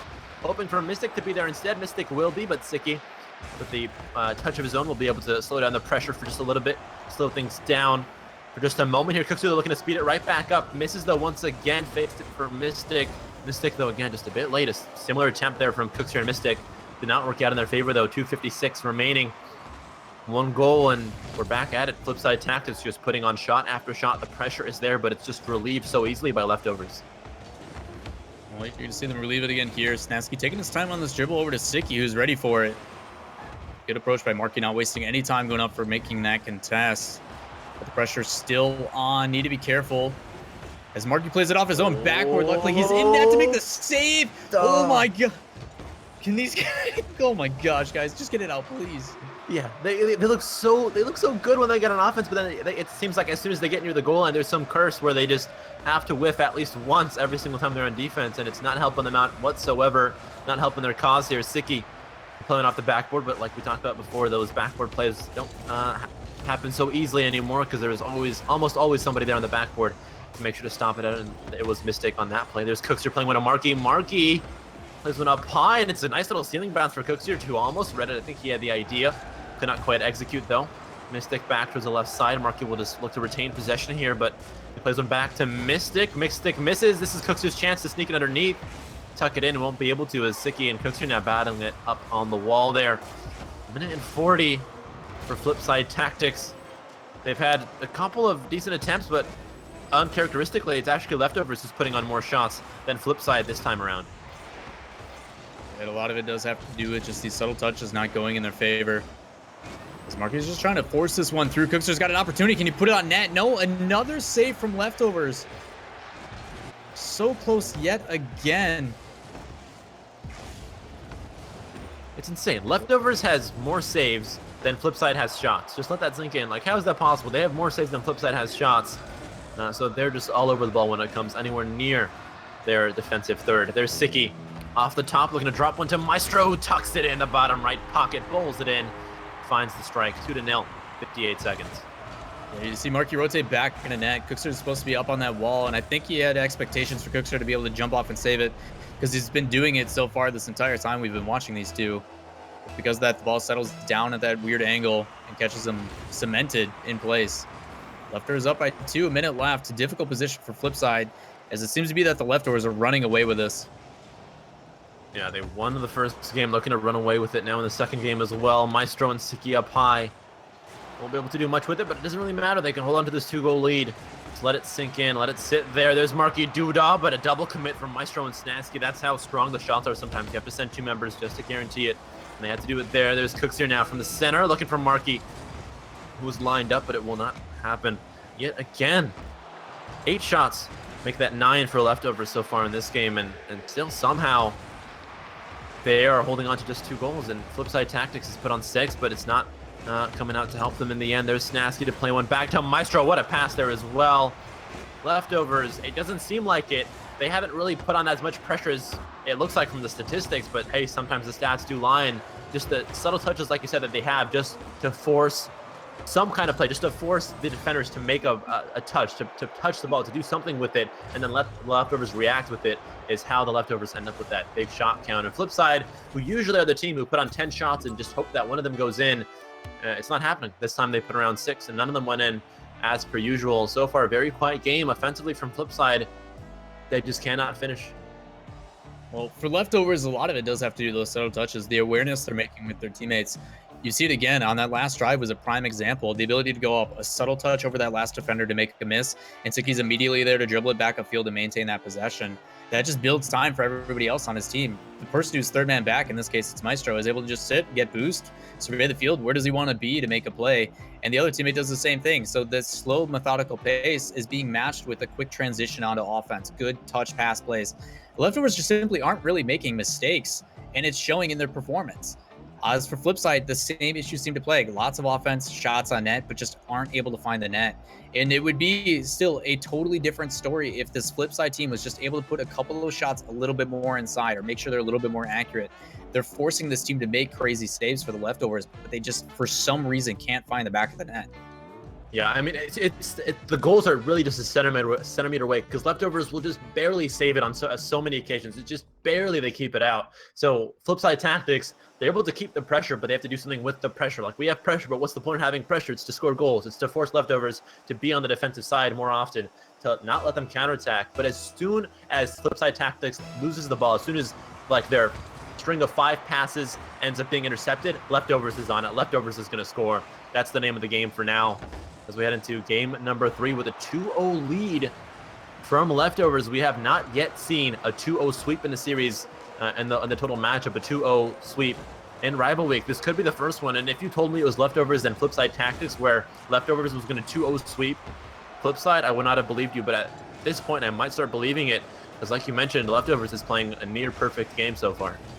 I mean, not even that. If you told me, like, yo, Maestro's playing for the Leftovers today, even that alone, I was like, wait, what? Yeah. So, I mean, that got us all excited. But for those that are just joining us, obviously we are playing 3 best-of-7s technically, but it is a best-of-7 throughout those as well. So, I mean, Leftovers looking pretty poised to take it all the way as well. Don't forget about that donation. Thank you to whoever dropped that $50 donation as well. $800 is going to the pool automatically. 600 of that going to first place, 200 going to the second place, and then obviously we'll split up and divvy up the remaining of the donations. So thank you all guys for the support and everybody being here. Thank you so much. Snasky is looking to thank you with the goal of his own. Will not be able to. Maestro was there on the follow-up, but he will sadly end up missing it. Marky to the right half of the pitch, plays one off right. Mystic is there, and he sneaks it in. Just somehow gives it his heart and his soul, and he puts that goal one in. Well, individual plays from Marky, 3 touches, and Leftovers just simply normally have been able to contest that, but his quick decision-making, able to get up and make a touch over the top, plays that inside. And then, as you said, Mystic just has that position to pinch it in. That's what they need. They've had early starts. They've usually been the first ones to score, but Leftovers usually seem to pound it back. Yeah, Flipside is the team that we talk about. They played from behind, and Leftovers came and said there's another European team that also plays from behind, and we're called the Leftovers, and it's working out nicely for them. Of course, both teams, like we've mentioned, are working with that new man on their roster, and so far, it seems like Maestro is fitting in a bit better than Mystic is. Mystic, though, has not made as many mistakes as his veteran teammates have, which is a bit ironic to see in the least. There's Mystic, the man we're just talking about, to push into Marky Duda from the left side. This has to go in. It's a nice little cut down. Look at how Marky just slows it down, makes sure to get underneath and chip it to the bottom or to the top right corner. Good start, having 2 forced out, and then just making sure that little drift on the side to get a sharper angle. Marky Duda, we've seen him do some crazy stuff with 360 drift dribbles and just ridiculous things. He's comfortable with drifts, is what I'm trying to say. But that extra little touch, just making sure that sharper angle enough to get past that last defender. Putting them up by 2, 3 minutes left as they look like they're going to try to transition this one down. Snasky plays it down to his teammate, but that extra pinch able to sneak it underneath. It's a 50-50 on the wall. Cooksier will lose it, but Marky Duda is there looking to once again find some kind of a combination with his Scottish compatriot Mystic on the right wing. Will not work out though. There's Cooksier back to the half, and look at that touch from Mystic. Sets up Marky Duda. Marky Duda will wait for it. Wait for Snasky's mistake so he can rebound off it, but there is no mistake to be had. There's Sicky putting one on target. Won't be able to do much with it. Maestro to follow up now as he looks to find a play forward, but sadly Mystic and Marky Duda back on it once again. It seems like this game has just been Mystic and Marky Duda finding plays forward. There's Cooksier to help them out. Make sure that third man on the team is just as important as the first two. Snasky rolling one in. Mystic, though, will stretch out and make sure to get that save with his fingertips. 2:10 remaining. The clear will come through off of a pinch there. Cooksier keeping his team in this one. 2:05 now, and this is a flip side that we have not seen in the past hour, really, but they're starting to shine here. Marky Duda and Mystic especially. Well, plays coming up. You don't see this flip side team really allowing it out of their half. Doing a good job waiting up on those walls as these clears come out. But opportunity come out from Leftovers. That save not there, but Cooks are doing a good job as he rotates back, and then an immediate clear back out. It's what the flip side team has been doing well. They just haven't been able to get a goal off of it, except for at the beginning of the series. Cooks are trying to do some crazy ceiling stuff. Doesn't really pan out. Ball's going to bounce back into the middle, and then another throwaway possession, but is it able to sneak in? No, Sicky gets back in time. Now it's up to Sicky and his team to push forward. Won't be able to do much with it, though, as they get stuffed out instantly. There's Cooksier. Finds him out on the right wing. Back to Cooksier. 1-2. Give and go. Works out nicely. 3-0. 117. This is Flipside Tactics. That is why you pass the ball faster than anybody else on defense. Snasky literally just driving back, panicking, trying to do something. In situations like that, it's so difficult as well for the goalie. Does the goalie come out and challenge that and hope somebody rotates behind him? Does he just sit and wait for a shot? In that circumstance, you just have to guess, and it just doesn't pay off. Well played by Flipside. They're looking like the Flipside we know and love, but Sicky's got other things to say. Yeah, Sicky says, backboard passes, that's my name. 3-1. Getting us closer and closer to that 3-3. Hopefully they can get there, but with plays like that, that's what they needed before. We had seen a lot of individual plays, but other teams are starting to really show us that they are teams. The newer members on the roster, Mystic and Maestro, showing that they can also fit in well and mesh with their teammates as they have been for the majority of this game here. But again, it's been all Flipside. Flipside has been playing similarly. They've been keeping up the pressure, but the difference is that they just have a higher shooting percentage. Their shots are, they're making their shots count. And when they when Leftovers gets onto the counterattack, Flipside is there. Before, they just weren't there. They were just too slow. They didn't realize that they overextended too much. They extended their stay when they got onto the offensive side, but now they're not doing that. They're fixing up those little details that let Leftovers play a very simple game. Like we talked about, Leftovers would just be simple, played up the counterattack, one pass would be pretty much all they needed to clear the ball into the blue net. But now Flipside Tactics is holding a much tighter fort, working out nicely for them. 20 seconds left. That should surely be the victory here for Flipside Tactics. If it isn't, I'm uninstalling the game, but hopefully it is. Snasky is there, 12 seconds left. Markidale playing to the corner just by the timeout. That should be it here as it's played back center, and yeah, it is. Flipside Tactics winning the first game they've won in a while. I think they've lost the past 4 games, but finally they're back at it. Now it's 2-1 in this second best-of-7 series. Hopefully Flipside continue to play like this and give Leftovers little to no room to come back. Unable to find a win in the last 5 games, actually, but 6th game, finally they're able to get a win. And a lot of it just has to do with seeing their teammates, the pass plays coming out, shots finally being on net, doing a really good job. I mean, those subtle pass plays are so difficult to defend against because in reality, it is all about reaction. You just have to make a guess on where that shot's going to go. So doing a really good job on Flipside, able to make some plays happen and keep this a lot closer. And that's been the big difference is as soon as you see the Leftovers playing on their back heel, they do not look comfortable. They weren't able to get out of their own side for a very long time without boost.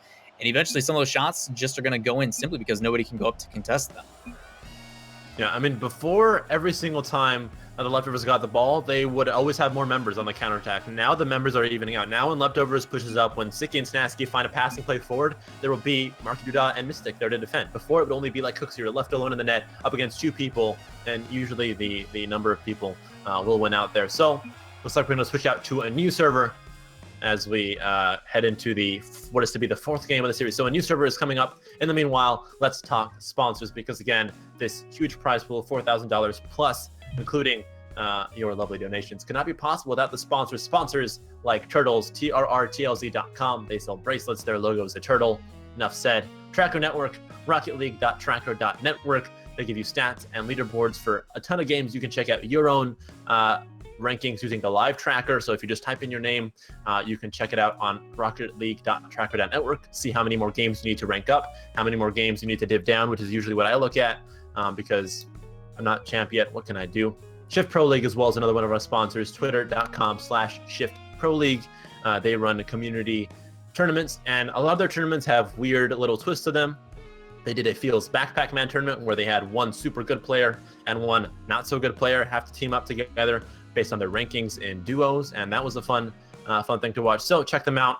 But Lawler, I think we're back into it. This is game number 4 of series number 2. Game number 4 it is. We have currently Leftovers up 2-1 in the series, but up 1-0 in the overall system. I don't know how you would explain the series between the other series. I don't think there's a word for a larger series. Technically, it's a best of 21, and right now Leftovers is in the lead for that, I guess, is the way we'll say it. Yeah, Leftovers is not won really a 6 good way to games. explain it. Yeah, yeah.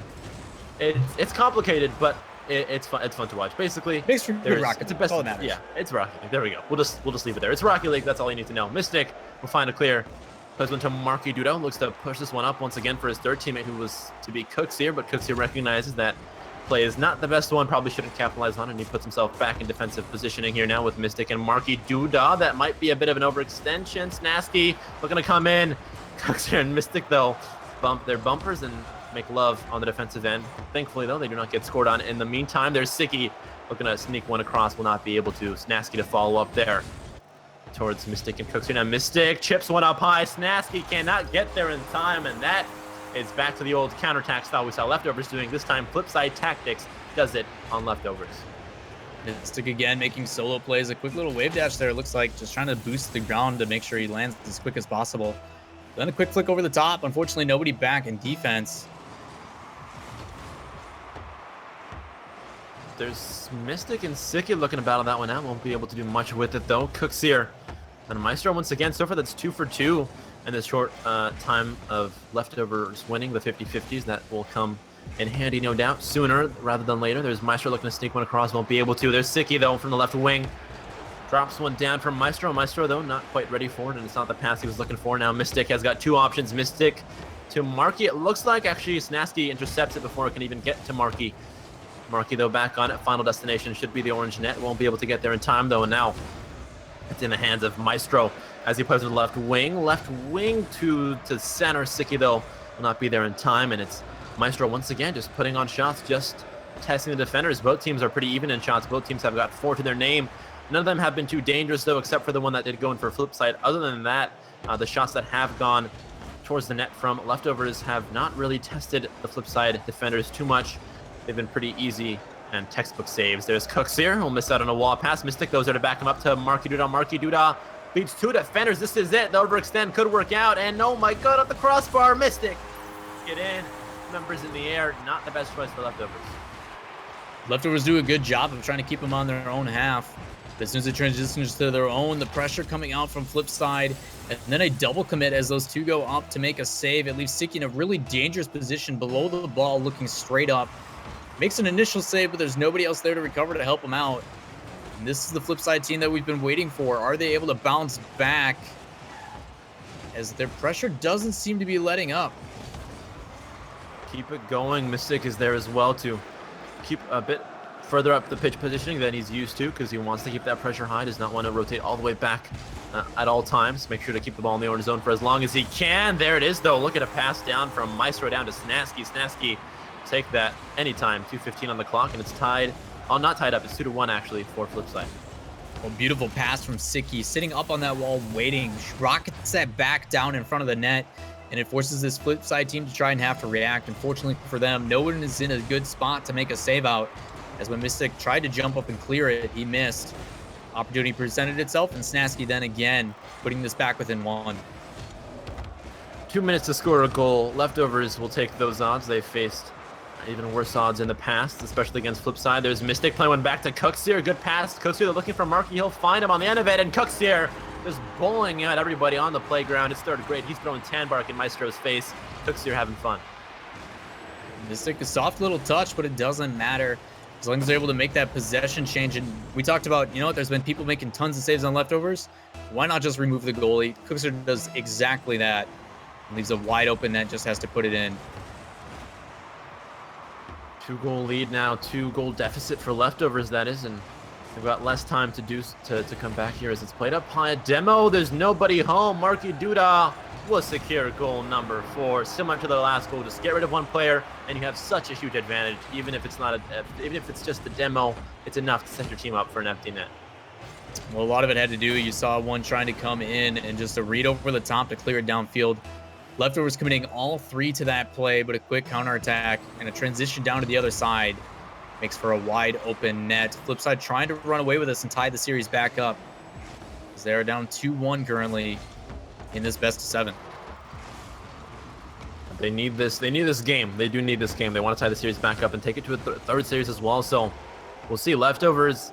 I think during overtime it was Quinn who predicted that Leftovers might start struggling once we get to the second series or third series, and if we hit Game 6 or Game 7, just the experience for Flipside Tactics might be what they need to carry them through this gruesome series. And so far, it's looking like it might just be that, as Leftovers has quieted down and might be losing it a little bit here as Cooks will play from the right wing over to Mystic. Mystic looking for a bounce off that curb, will not be able to get it, although Siki is there instead. And 54 seconds left now. There's Siki and Maestro pushing forward.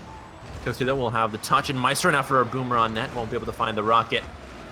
Cooks here and Snasky to battle out there. We'll go in favor of Marky Duda and crew. There it is to Cooks. Actually, no, Maestro will be there instead. Cooks decided to rotate back. Knows that one's not going in his favor. Back from the backboard. Now it's to Siki. Siki must score if they want a chance at a comeback here. He won't be able to. This means precious 10 seconds lost. Now 30 seconds left, Lawler. That might just be it for game number 4. Yeah, after not winning 5 in a row, you're going to start to see this Flipside team come alive. Winning 2 back-to-back games desperately needed for them.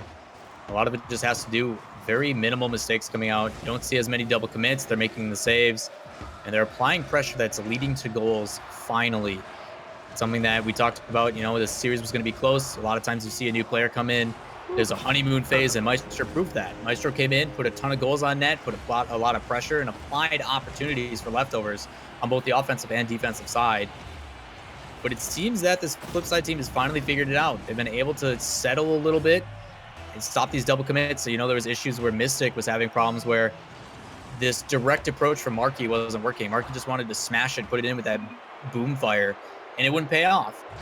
They've started to transition away from that a little bit more methodical in their pass plays, going back to subtle backboards.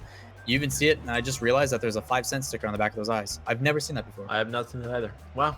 Okay. Well, It's go to your okay. local dollar store, Maybe they have Marky Duda as. Ask them if they know what the Duda hustle is. If they don't know what the Duda hustle is, then do it for them. I can't do it, but maybe show a video of Marky doing it. Regardless, it is Flipside Tactics taking this one 5-1. I think that's the biggest difference in score we've seen throughout the whole matchup. I think we saw 4-1 maybe at some point, but not a 5-1. So Flipside Tactics definitely coming back and showing us that they are here to win. This is a rivalry they are not going to lose easily. 2-2 now in series number 2, Lawler, and I think Flipside is back at it. Like you mentioned, the honeymoon phase from Maestro, it lasted for the full first series, which is great, but that's what's so cool about Rival Week is that you have a series 2 and possibly a series 3, so it's not just one and done. You have to fight for it the whole way through. Yeah, a lot of the big differences between these series has been Marky. Marky has been the question mark, and he's literally stepped up now that he's been playing to his performance. You know, I would say that he's performing as expected now, and we saw that as well in DreamHack Atlanta. They started off really slow in their first day. He had a lot of mistakes, and all of a sudden he started playing how we expect him to, and this Flipside team immediately turned it on. They made it top 8. So it really comes down to how Marky's going to fit in with these two, because Cookster's been doing fantastic on defense. He's setting up pass plays, and Mystic has been there for certain pass plays and shots and the ability to just create opportunity. It's just how does Marky fit in? And in this time and case, Marky's been the one that's been making the difference. Marky on that boom fire again. And in the first series, I was also sort of with chat saying, maybe he should have played Backfire, but he's proved us wrong since Series 2 looking so much better, so we can stop worrying about the card choice. Man. Everybody said the same thing, don't play Backfire, and then he comes out and has a killer game. And there you see it again. Clearly the MVP of the last 2 series. Oh my goodness gracious me. Siki to Maestro.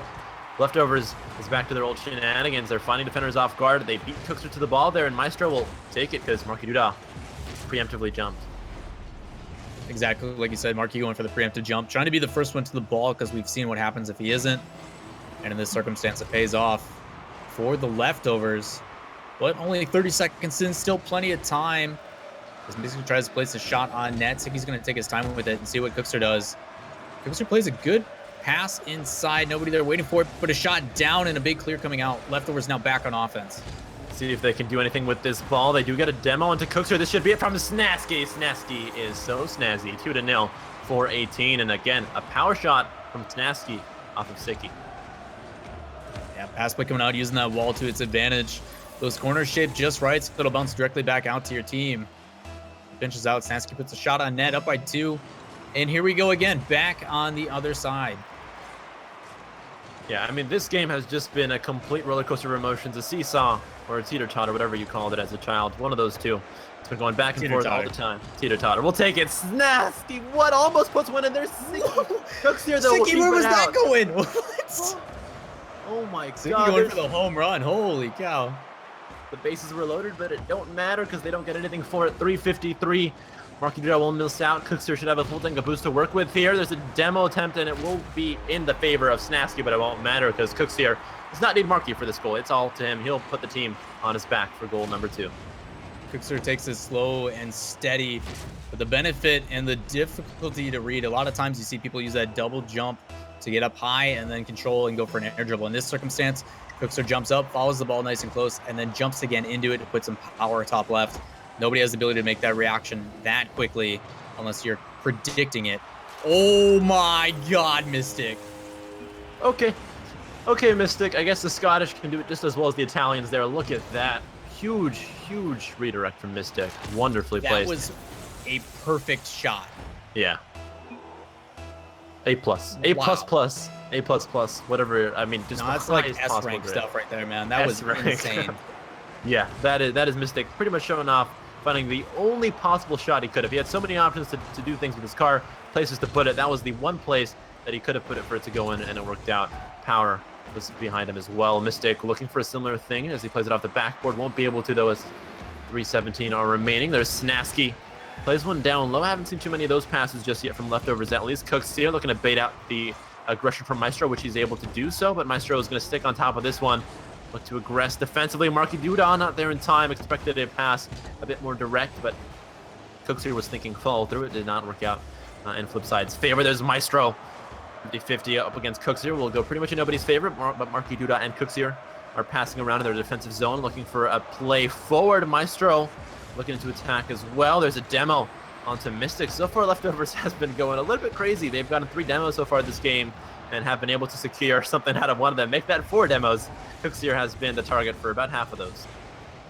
Well, Marky's doing a much better job. We talked about sometimes where people on the Flipside team would move out of rotation to just contest because they feel they need it, create some pressure, and it makes a mistake for the person behind them. In that circumstance, he backs off, he lets Cooksier make the contest, who's already waiting for it, and then gets back in position. Much better decisions coming out as Marky's going to put one down, back on top. Yeah, the boom fire, like we've dubbed it, is working its wonders. Look at this. 3 members involved, and again, if that shot did not go in, it would have been trouble because Snasky, Sicky, and Maestro were all positioned to make a counterattack, and Flipside Tactics was a bit all over the place. They were overextended. They had to send 3 players for that shot, and that's what happened in the first series. They would not score that goal. It would go wide, or it would just be saved. But now they're finding the perfect shots to make them count. When they put all 3 members on the ball at the same time, when they have a 3-man play and they just hyper-aggress, they need those to go in, and it did that time. Now they're up 3-2. Sicky, though, makes it 3-3, plays it to the back door.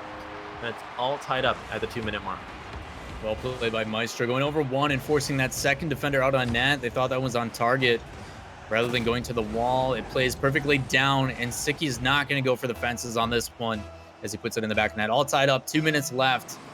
This is the battle we were expecting, and we are finally getting it here in game number 5 between the Leftovers and Flipside, which is becoming one of the better rivalries despite the roster changes that we're continuing to see. It hits the backboard. Oh my god. Isn't that hard to say, though, Lawler? Rivalry? Like, it's insane. Rivalry. Why did you guys pick PR? I don't know. Why we could have gone. Do that? We could have said pro rhubarb league, right? We could have eat your veggies. You could pronounce it. That'd be great. But we are stopping the broadcast now. Fired. Oh, okay. Stripes whispered in my ear, we are stopping the broadcast now because we're fired. I thought there was a fire in his house. Sadly, there isn't. There's only a fire in the orange net. Marky Duda will find goal number 4 at the minute and 16 mark. Yeah, 50-50 dropping back down. Immediately, Cookser's able to see Marky upfield after it. Plays it back down, and then a quick touch. Marky's looking on point with these shots. Definitely coming through. Working out for them, and now they have the lead in the series. And look at, just press tab really quick, Shice. The stats are almost equal. They've got the same amount of shots, just 1 more save on the side of Flipside, but this definitely has been on paper and on the field the closest game we've seen from these two. And hopefully the rest of this series and hopefully the 3rd series are able to continue this this history that we've seen between them that's finally showing. They're finally getting back into the groove of it with these new members.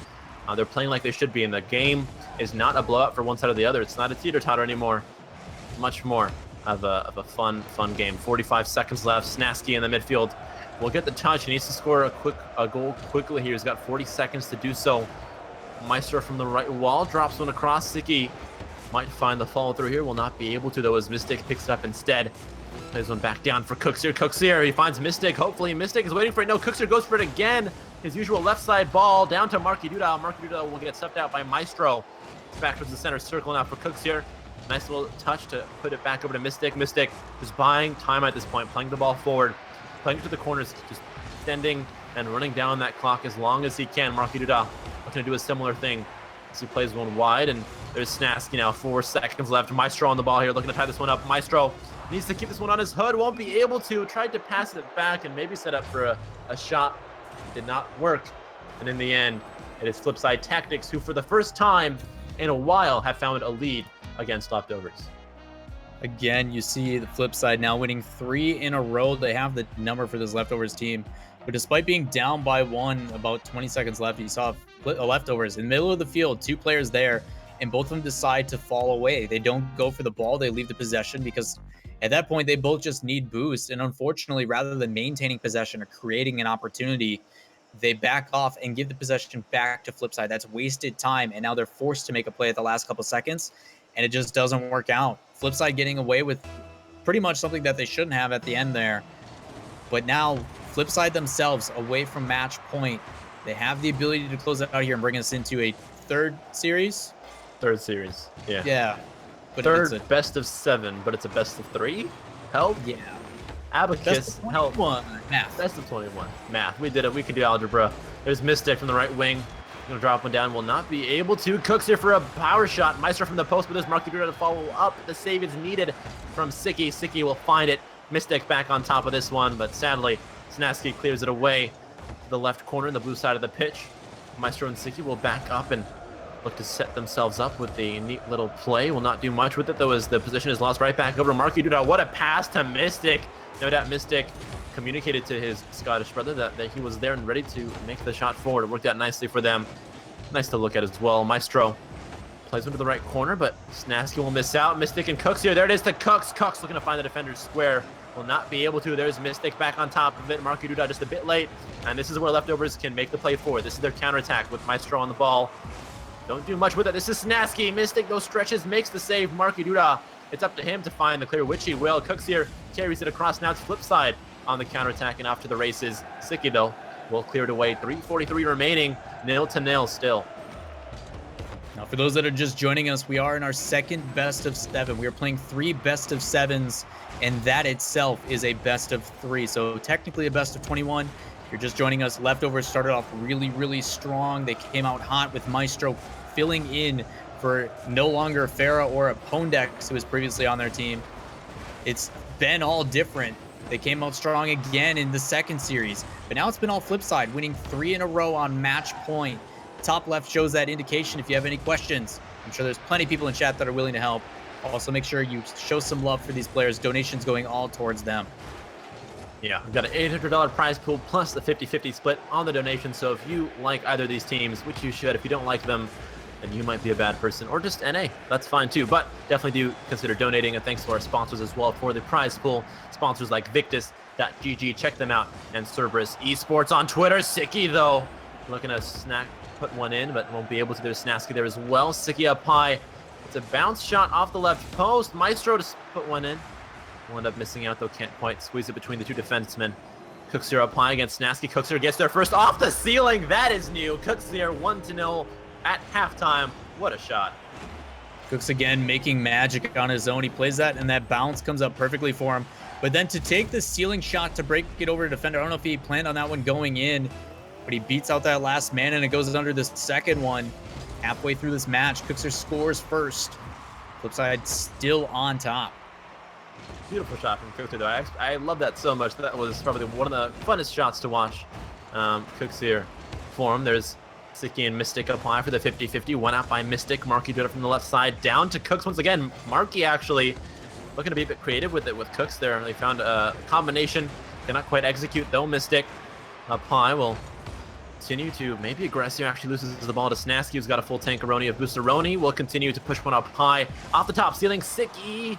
Close one, but Cooksier wins the 50-50 in the end. However, Leftovers is still there. Siki pulling at Mystic in the net, hoping that his team can just take a shot while Marky Duda now is pushing on the offensive side. That is so risky. Siki comes flying in and makes the save at the last second. Snasky is there as well to the left side. Mystic, though, pick the ball back up, and both teams at this point exchanging short strings of possession.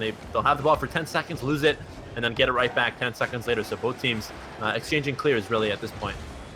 Great challenge as well by Snasky. Everybody retreating on Leftovers and realizing that at any time this Flipside team could use it as an attack. He counters back, contests, and makes a stop to buy his team time. But with only 1:10 left, Flipside still on the offensive, but the ball's going to deny Mystic as he goes flying off of it.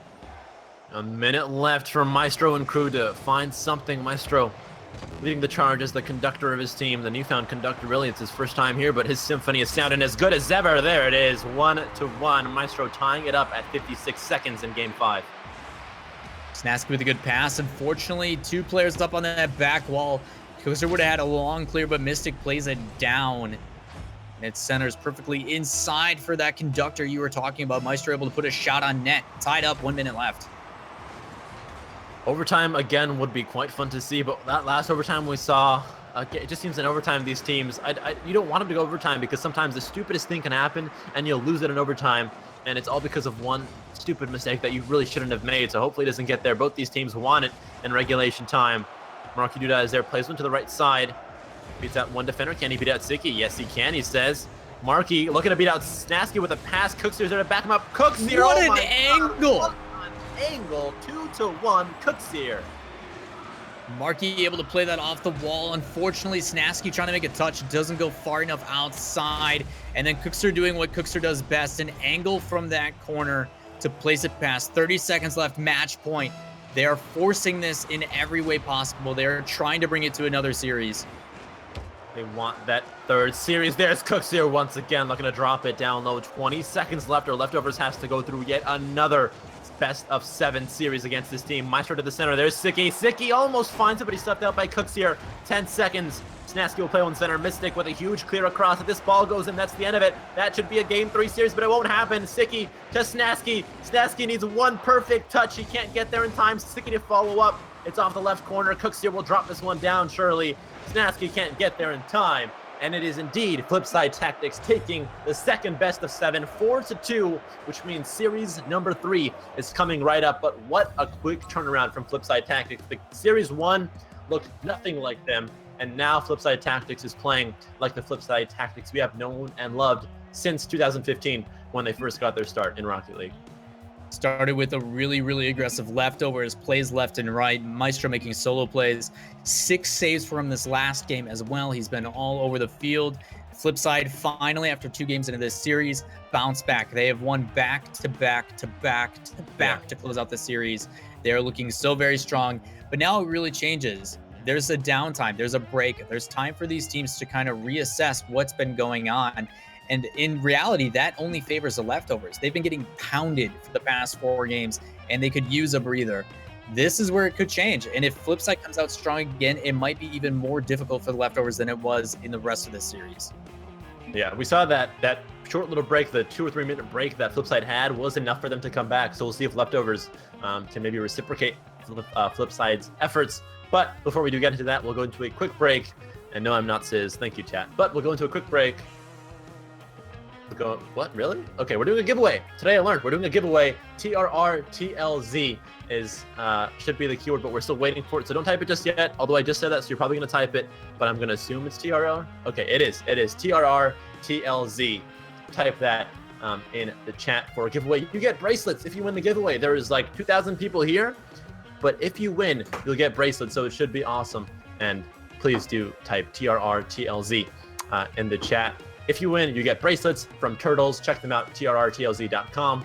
I keep spelling it out because Turtles is usually spelled Turtles, but because they're cool, they spelled it with a Z and with 2 R's and no vowels. So trrtlz.com. Check them out during the break. Also check out victus.gg if you would like to create and discover esports tournaments. Victus.gg is a great place to go. So giveaway on the Twitch chat and check out victus.gg.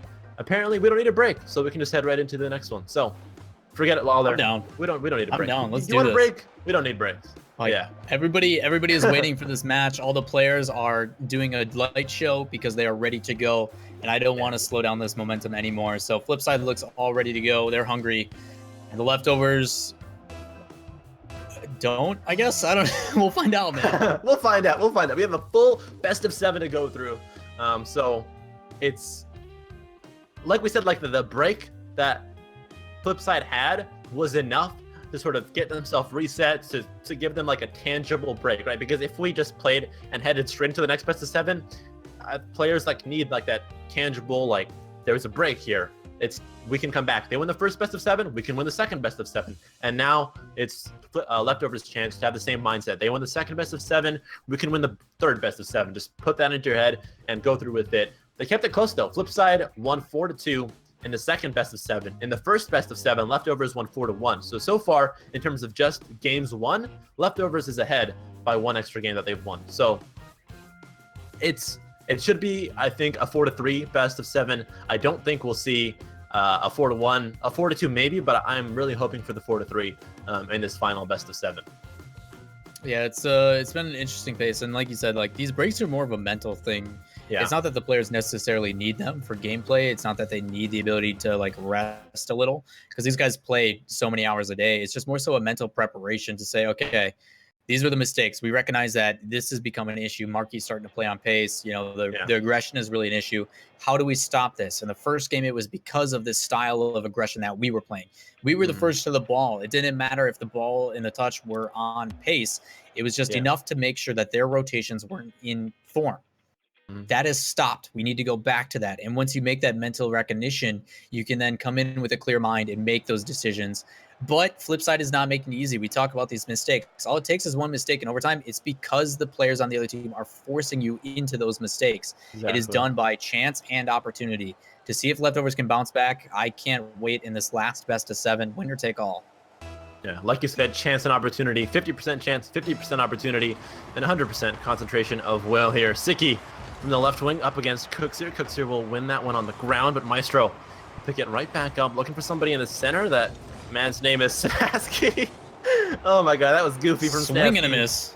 Exactly, swing and a miss. Foul ball, batter up. Siki's there from the left side.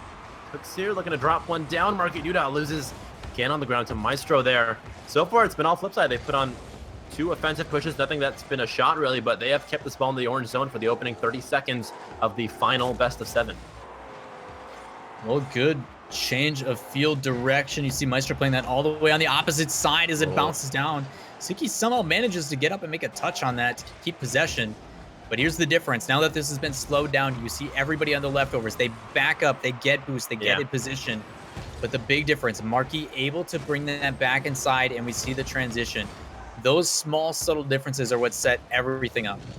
Oh yeah, at this level of play, it's just details. You got to look at the small things in life, and then you can be a happy Rocket League player. There's Marky and Maestro in the air, went out by Maestro and his team. Snasky looking to push forward as well. Siki will be there to back him up, but it's not the backup that he needed. Cookseer floating up high towards the stratosphere. Won't quite be able to put one in though. There's Marky again. Look at that. He's just, the Scottish love their handbrake. That's all I can say. First puts one in. 1-0, 342.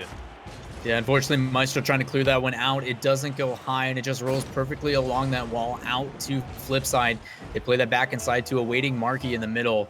And then again, as you said, we've been seeing him use that handbrake. He's very proficient in it. Puts a shot on net and puts it in the back of the net. 1:30 just about into this match, and Flipside looks to be just where they were. They haven't really settled, and it shows that they were ready to get back into it and do not want to lose this momentum, as it is definitely benefiting them as this ball transitions back into their own end. They have no time wasting putting it in the other side. Yeah, we talked about the mental break that was needed. There seems to be no mental break as Flipside is just putting shot after shot. They're 2 for 2. 100% shooting percentage is something Flipside never really does because they put on so many shots, but now they're 2-2. This could be a blowout if Flipside just continues to ride with this momentum. Unfortunately for Snasky, cut up on that back wall as well, trying to rotate around. Really difficult because there is friction on that wall when you're dropping down. Trying to power slide around doesn't work. Mystic just places it out of it reach. Beautiful placement for the shot itself as just trying to sneak another one in just wide. Leftovers have a chance to breathe. Well, not really, because like they have their chances to breathe are also their chances to score. As soon as Flipside lets down the pressure, that's when Leftovers has to make their mark. They really have no other time because they have trouble setting up long strings of passes, just minutes of pressure like Flipside can. Everything that Leftovers does seems to come out of a counterattack. This could be it though from Cooks here, finds it, and look at that, 3 for 3. Each player has a shot and each player has a goal. They are sharing the wealth. They're spreading the wealth so nicely here on Flipside Tactics. Difficult position on both ends of the field. Cookser is showing that everybody on this team has individual play. And as for Snasky, in that situation, you have to contest it. You have to go for a guess because offense does favor in that situation. He tries to make a play, but the flick too good from Cookser. And plays in the back of the net. Up by 3 halfway through this match. Flipside poised to take game number 1, but still plenty of time left for the Leftovers.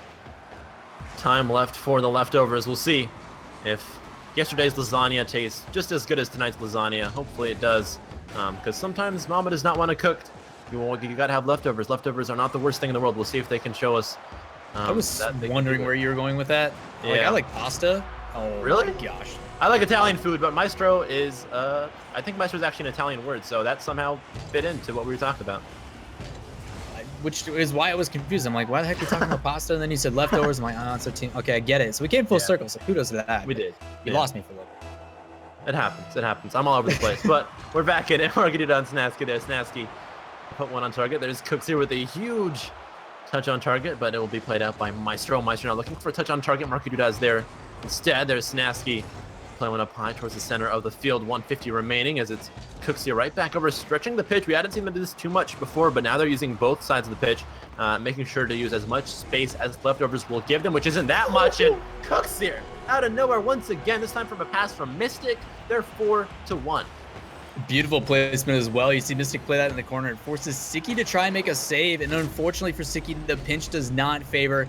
It plays way too light, and Cookser, despite that, hits these ridiculous angles. And when it comes down to the moment of need, I don't care. I put all my eggs in the basket on Cookser. He is the man who is always going to be clutch when needed most. In this circumstance, they don't really need him to be clutch because they're up by 3, but still making this...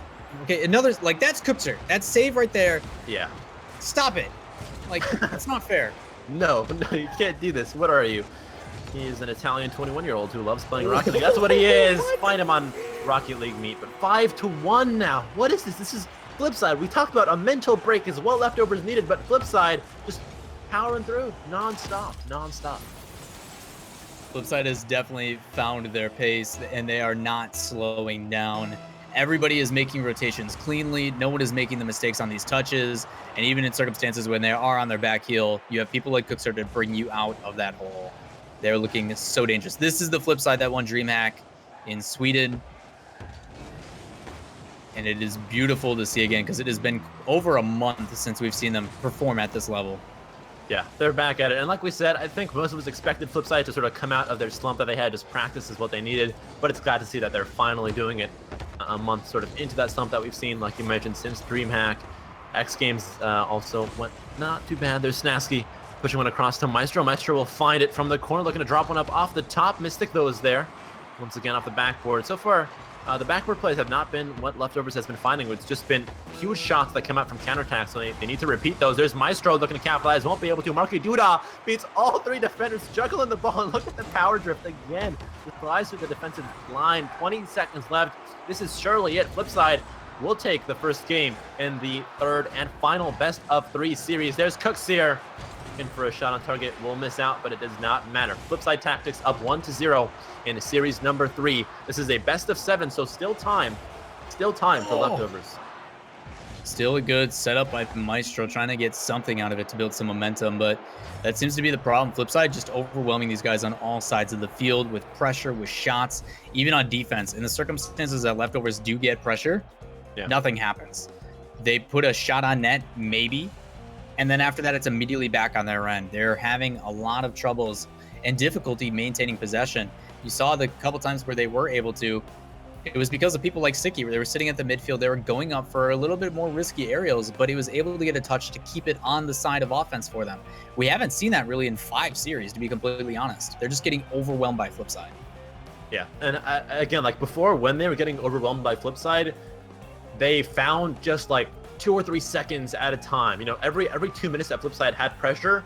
In the first series, for example, Leftovers found 3 seconds of possession. They used those 3 seconds so well. Every single time they got the ball, almost every single time, they had just 1 pass is all they needed to beat the Flipside defense. But now Flipside is holding that pressure on the offense for so much longer. And as soon as they recognize that they might lose the pressure, they send a member back, and they're aware of it. They're more self-aware of when they are possibly going to lose that pressure that they're holding on to.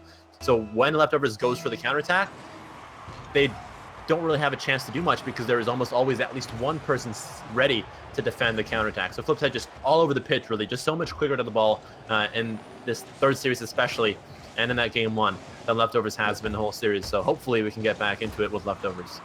Well, you again see Flipside trying to mix it up and maintain that possession. That's another fake kickoff that they go for. It wasn't working at the beginning in their 1st series, but they are not giving up on it. They've consistently done it. And it is paying off now as it is able for them to transition down to the other side of the field. But here's a big clear and opportunity. Snasky just misses out on a shot. Barely missing out there from Snasky, but it's a good opportunity. That was the first shot of the game, the second shot rather, and it's been 2 shots to none so far in favor of Leftovers. This is what they need if they can't find the counterattack opportunities. If they can't find time to react, they have to find time to be proactive and create things for themselves, be more innovative here. There's Snasky.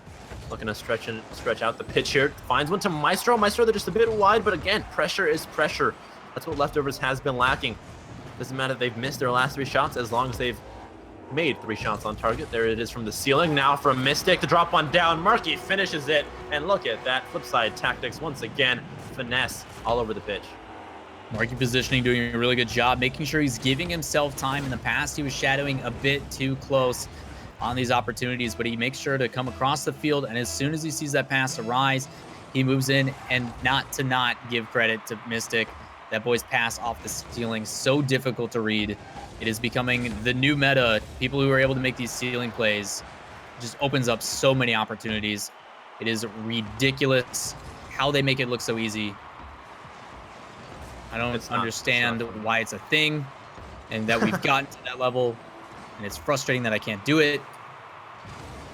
That's the cool thing about Rocket League, though. Like, the skill ceiling is so high. Skill ceiling, haha, ceiling shots. But Yeah, the skill ceiling, I got it. the skill ceiling down, is so Waypunk. high, and there are things that we haven't, like, thought of, and then they just come up out of nowhere. You just watch a tournament, and people start doing ceiling shots, and you're like, okay, I guess this is a thing that I can do now. And imagine in 2 or 3 months what people are going to start doing, things that we haven't even thought of yet. But Rocket League skill ceiling is almost never going to be reached. I don't think it's anywhere near being hit, at least. So awesome to see how the game grows 2 years in, and we're still finding cool things to do. Yeah, based upon progression, I think it's one of those beauties of this game. Skill ceiling hasn't even been close to matched, but it's awesome to see the way that these guys have slowly broken that. As Maestro's going to try to play this down. A pass from Sicky ran out by Marky. The defense again from Flipside, too much. This is the first time we've seen Leftovers maintain some pressure on one side for an extended period of time.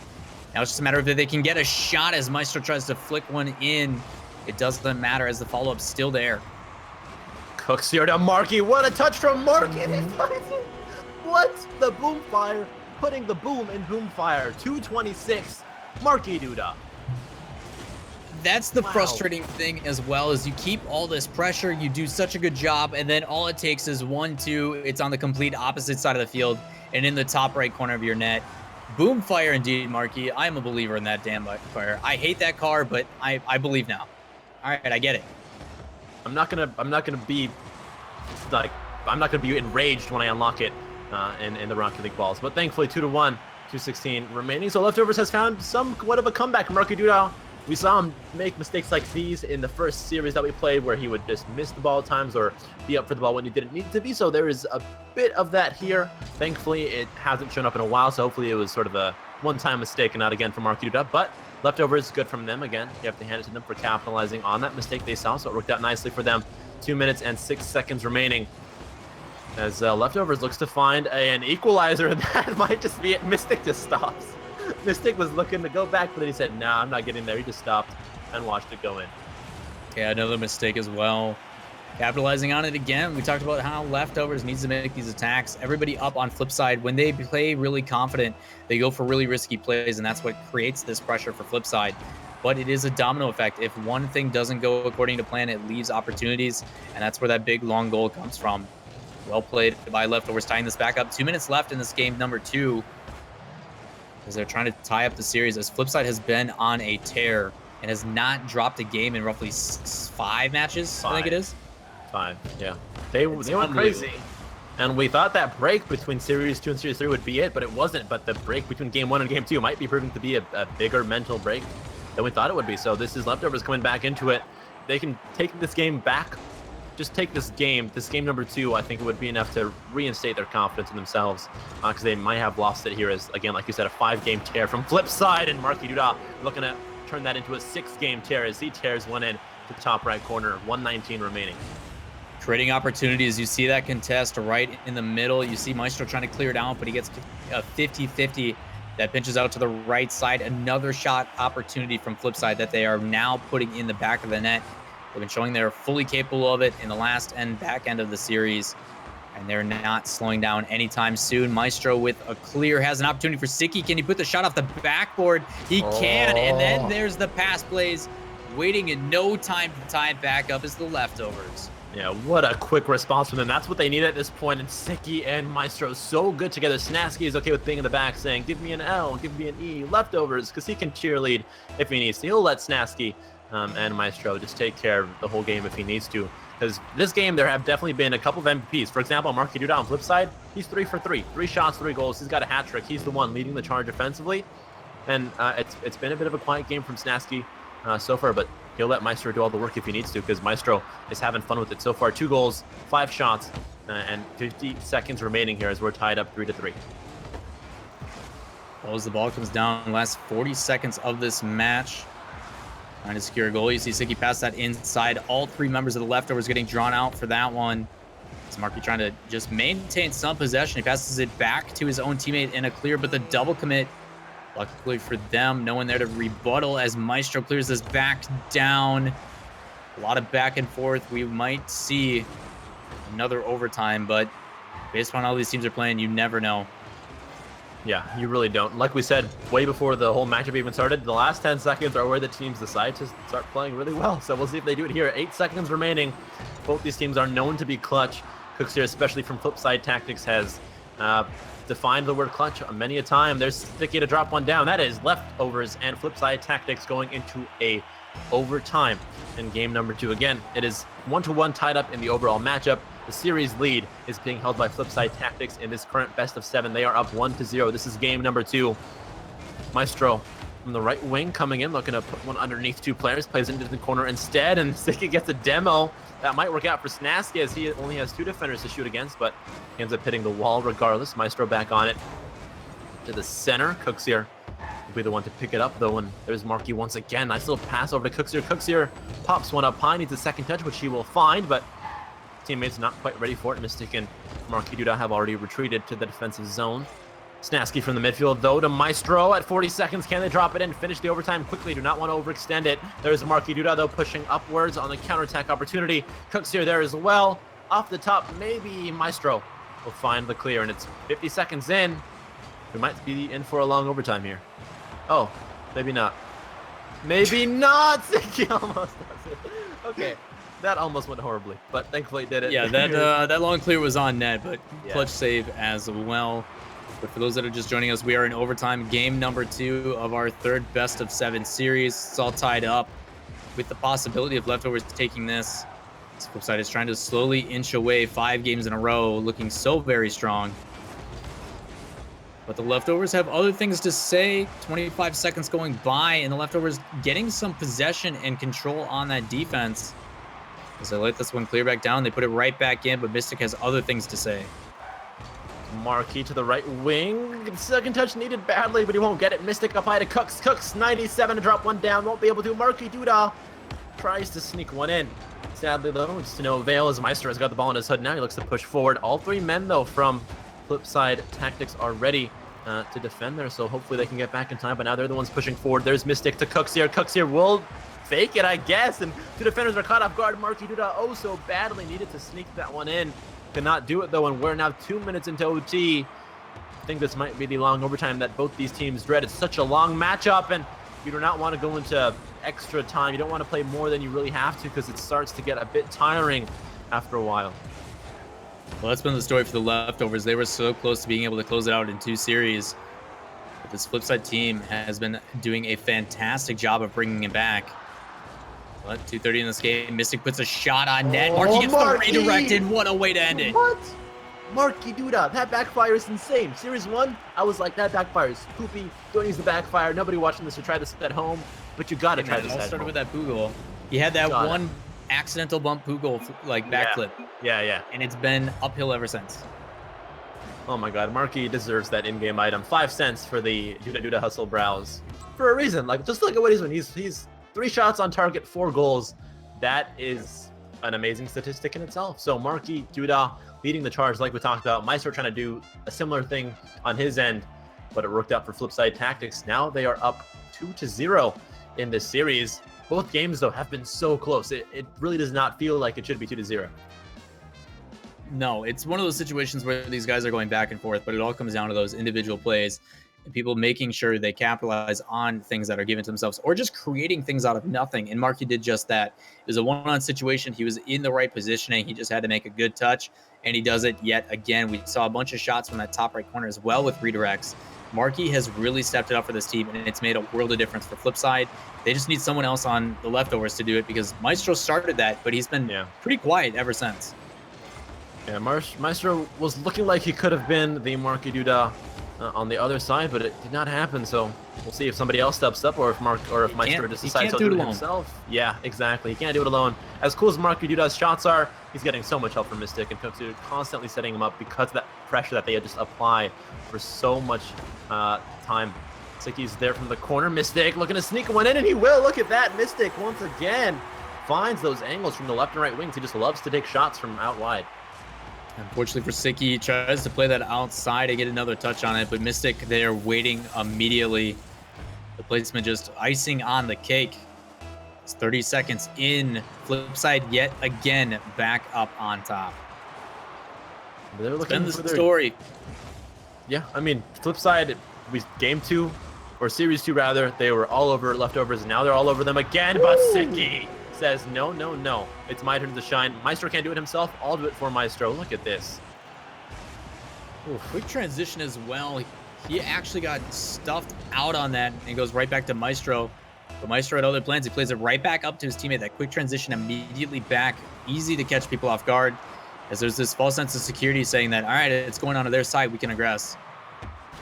That definitely is that false sense of security is the thing that does catch them off guard at times. Flipside that is, and it did this time. There's Maestro playing one to the right wing. Sicky is ready with all the boost in the world. He'll play one back center for Snasky. Snasky, though, not sure he's going to go for it yet. He decides it's not the best idea, and he'll back off, set himself up in net as Maestro also takes up some boost. And there's the demo. This could be a counterattack push, but it's a double coming onto the ball. But somehow they get into good positioning here. Maestro to chip one up high.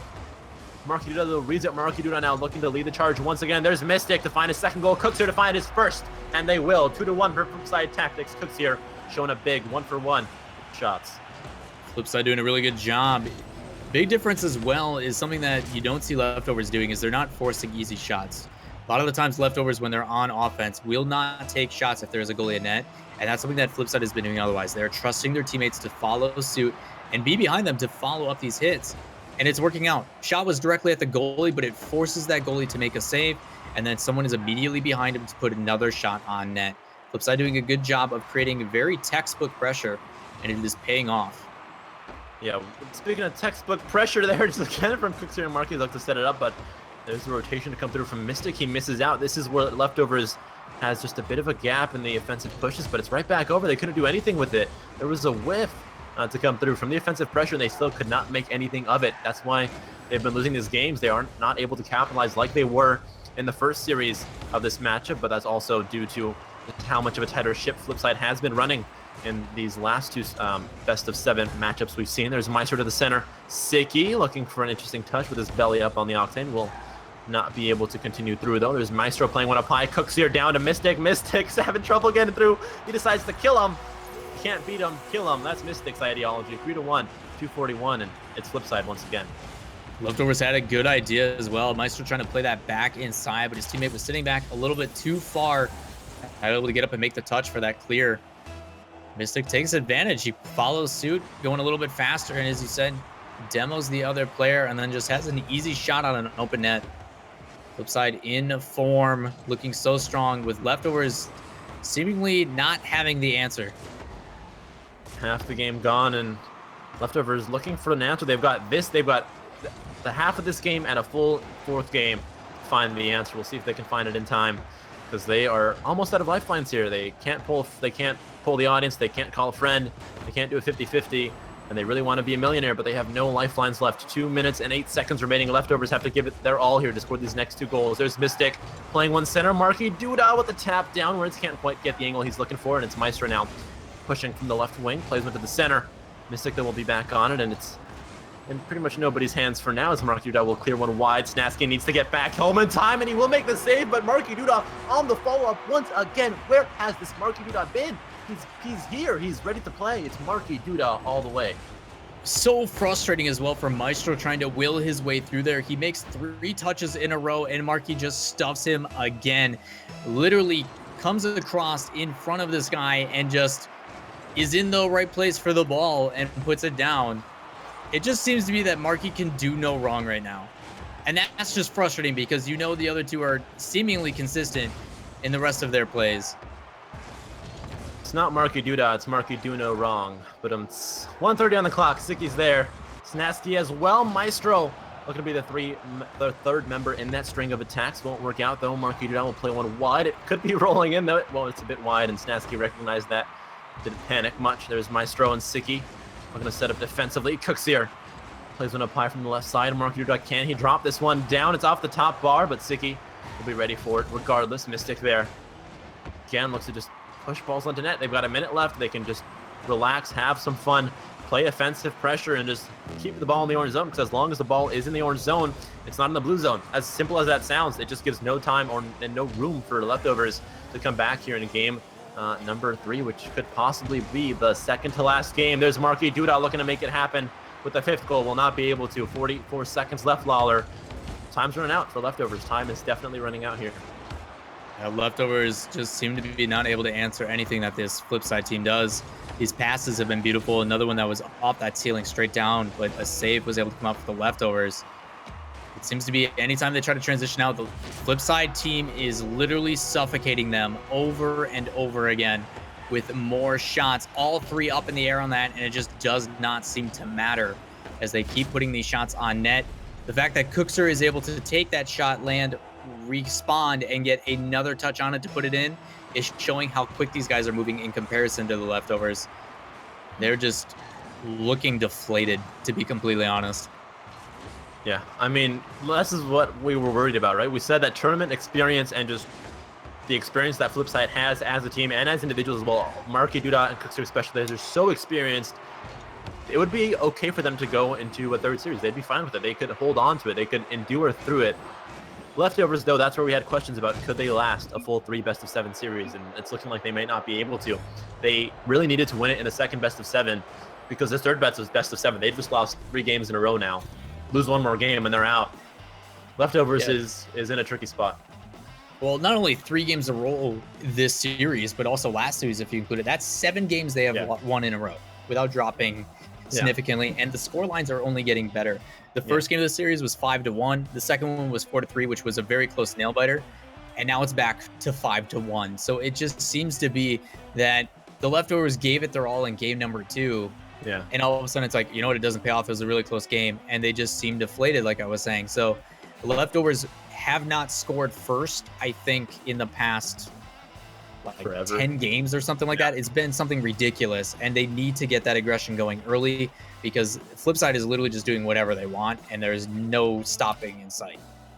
I mean, leftovers loaded their gun in game 1. They did okay.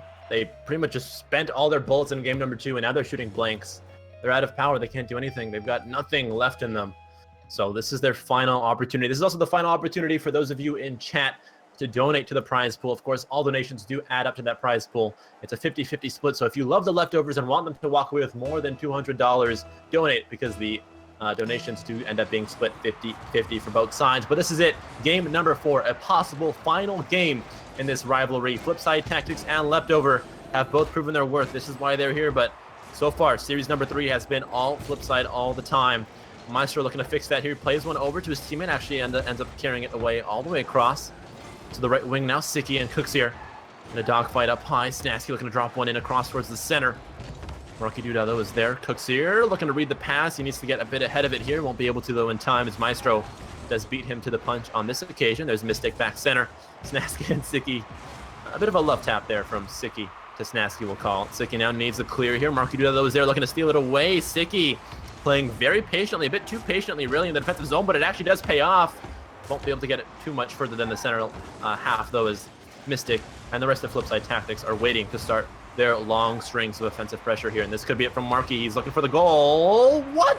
What? No, that's like a new high-scoring pinball. Marky Duda, please. He can't finish it. There's Mystic and drop one down. The save's coming through, though, from Maestro. Just barely keeping it out. Just barely by the hair on their chinny chin chin. Just barely keep it out. That's what the leftovers need to do, is make those crucial saves and then find a way to put shots on net, and they're doing just that. And a lot of it has to do with that band there. Maestro making touches and creating opportunities for his team. Unfortunately, that touch from Siki is going to drop in the favor of Marky. He puts a shot on net. It actually goes wide. And it is going to give this leftovers team a chance to break back down, collect some boost, and recollect themselves. Yeah, it's good that it's 0-0.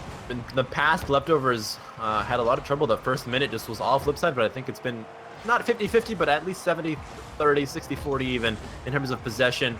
Leftovers has been doing a bit better. They haven't conceded that early goal yet, so if Leftovers can score first here, that might be the boost they need, because like we said, they're on a bit of a hot streak with games lost. They haven't scored first in a while, so they're just on a downward slope in terms of statistics. They need to get those back up here, as Snasky looks to do just that, maybe center his team up here. There's Maestro behind him for the takeover. Snasky drops one down low, but Sicky is having a party by himself in the orange boost corner. He's got pinatas and everything. There's Cooksier. We'll look to play one up high. This is the air dribble. Cooksier will put one in. It's off the crossbar. Missed it to follow up. That was so close from Cooksier. He could not do it in the last second. This could be it. Snasky on the counterattack. Snasky to the center.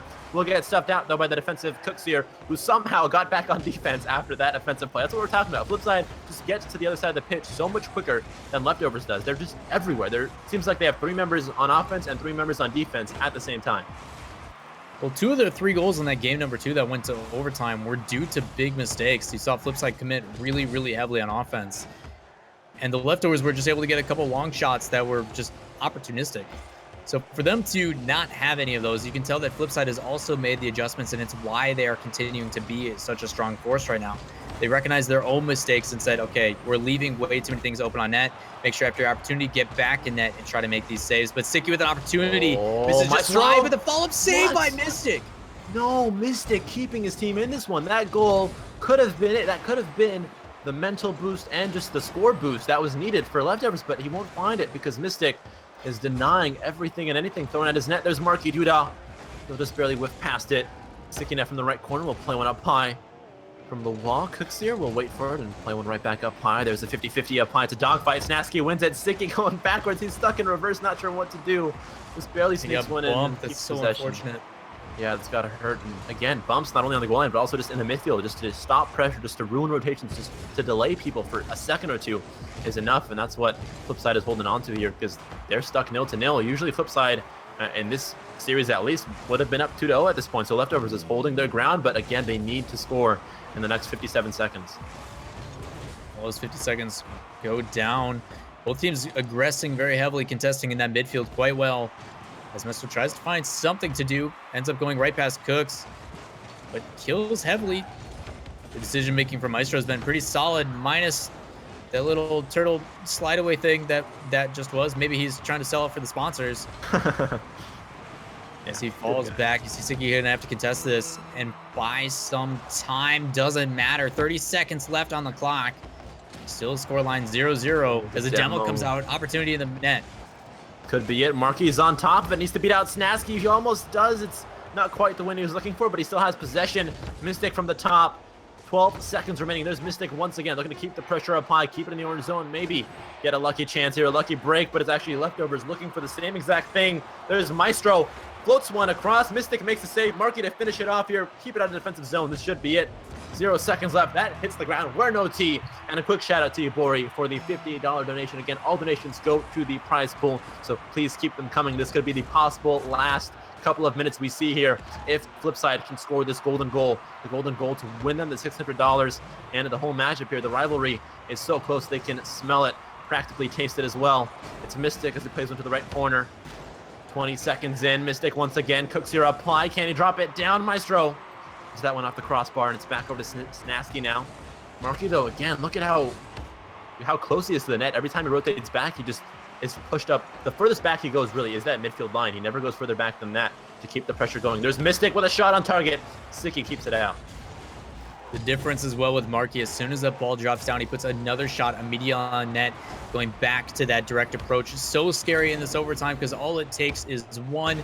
Cookster has a wide, oh no, Maestro's playing camouflage. I didn't even see him in the corner there as Cookster comes across and makes a beautiful save. You're going to see Mystic slow it down and give himself some time. Passing plays opportune. 1v3 puts a shot just wide. Marky finally misses a shot, and they're able to still breathe. 107. Leftovers now have an opportunity. Final sigh of relief, no doubt. Marky will not miss another shot. No question about that one. It's played to the corner. Snasky will pick this one up for his team. Plays with the right wing. Sicky is ready for it. There's Marky Duda, though.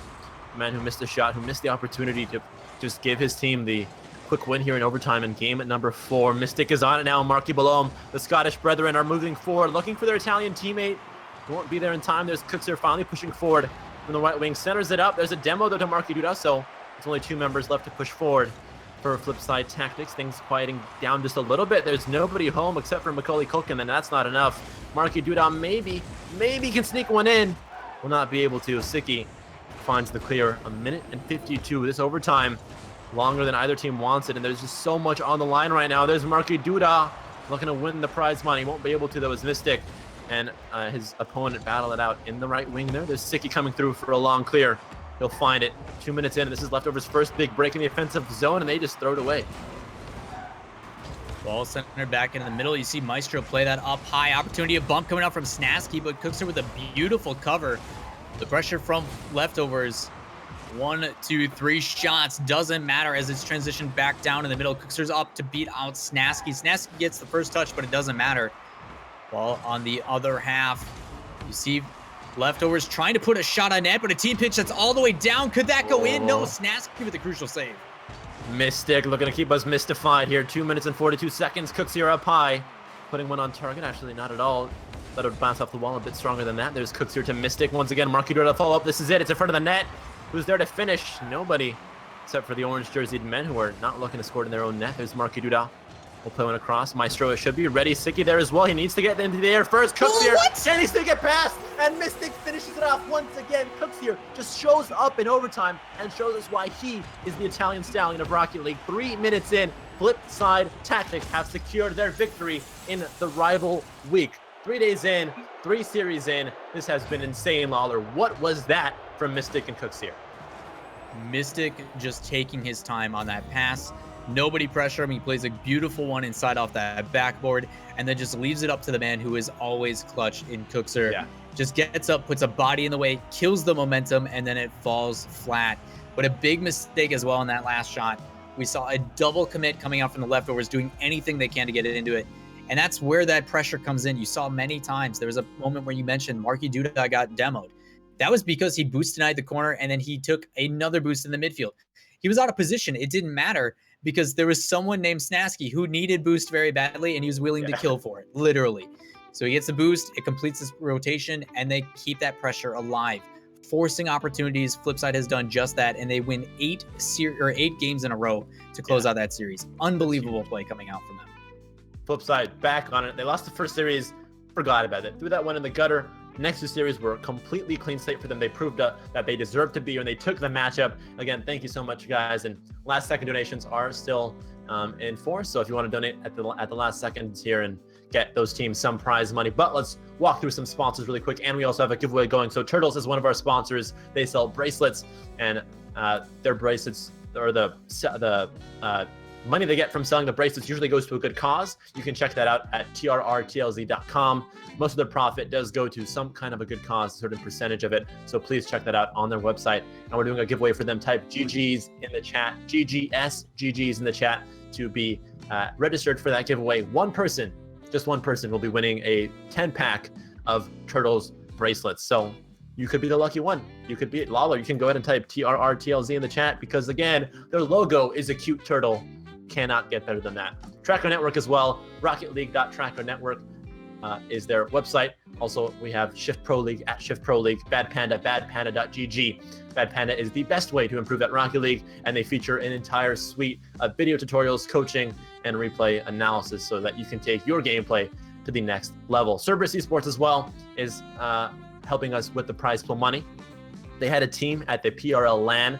If you guys missed that, you can probably find a VOD on it, but their Twitter is at Team CerberusGG. Victus.gg as well will help you create and discover esports tournaments. You can publish for free. They have player check-ins, real-time brackets, and so much more to take your tournaments to the next level. So check them out, Victus.gg. But before we go, Scheist, I think we can do that quick Tracker Network tutorial that we were wanting to do. So let's head on to their site, RocketLeague.tracker.network. They have stats and leaderboards for popular games, but let's do a bit of a rundown on exactly what Tracker Network provides. I'm sure, Lawler, you've probably heard of Tracker Network as well. Everybody uses it. A lot of people do use it. A couple times. It's pretty cool. It's one of those things that for those that do not use, or we a lot of the times want to see exactly where we are and know how much further we need to progress to that next level. And it's kind of a visual representation of that. Obviously, it's not always 100% accurate, but it's pretty dang close. It gives you a good inclination of where I need to be to get to that next level. So having that visual representation puts a little bit more stress on your games, but the people that are using it usually don't mind about that. So it's a pretty cool system. If you guys don't use it, I would recommend it. And you can also check out live stats. So right now we're on Cookster's page. They actually have a separate page for us, and there's a live tracker that updates every 4 minutes, and it tells you if you've played any games. It tells you how many more games you need to increase or decrease your rating, the number of goals, shots, and so much more. So definitely do check that out. I think Scheist is currently showing that page for Cookster. It even shows his play style. It's got ratings from duels, doubles, standards, all over the place. And you can check out anybody's profile you want to, including your own, if you want to see that silver show up. I'm just kidding. That's just for me. I'm sure some of you are excellent Rocket League players. But without further ado, I think Lawler and I can start closing this one out. Lawler, are there any last second things you want to mention? Maybe say hi to mom or dad, whichever one's your favorite, or your sisters, your brothers, whoever you want to say hi to. Is there any last minute things you want to say to us? No, I just want to say appreciate you guys having me. It's been a long time coming to cast for you guys at PRL. Jim, I know you've been wanting it for quite a while, so pleasure on my end. Lawler. I need you. Yeah, so it was a good time. Appreciate you guys having great matches, and shout outs to both rosters. Flipside and Leftovers gave us really exciting best of 21 technically. So really excited about that, but appreciate it. Thanks to you for having me. Always a blast. Was a blast indeed. Definitely catch us tomorrow at 7 p.m. Eastern for the all-awaited North American game, G2 up against NRG. That is a rivalry probably on par with the Flipside and Leftovers rivalry on the other side of the pond from the North American guys. So check that out, G2 and NRG tomorrow at 7 p.m. Eastern right here at twitch.tv/pro-rivalry. Bring your friends, your pets, and your grandparents who don't know a thing about video games to say, hey, look, it's Rocket League, it's cars and soccer. It's so easy to understand. It's so accessible. Have a blast watching it. Again, tomorrow at 7 p.m. Eastern. We'll see you guys next time. This has been Pro Rivalry.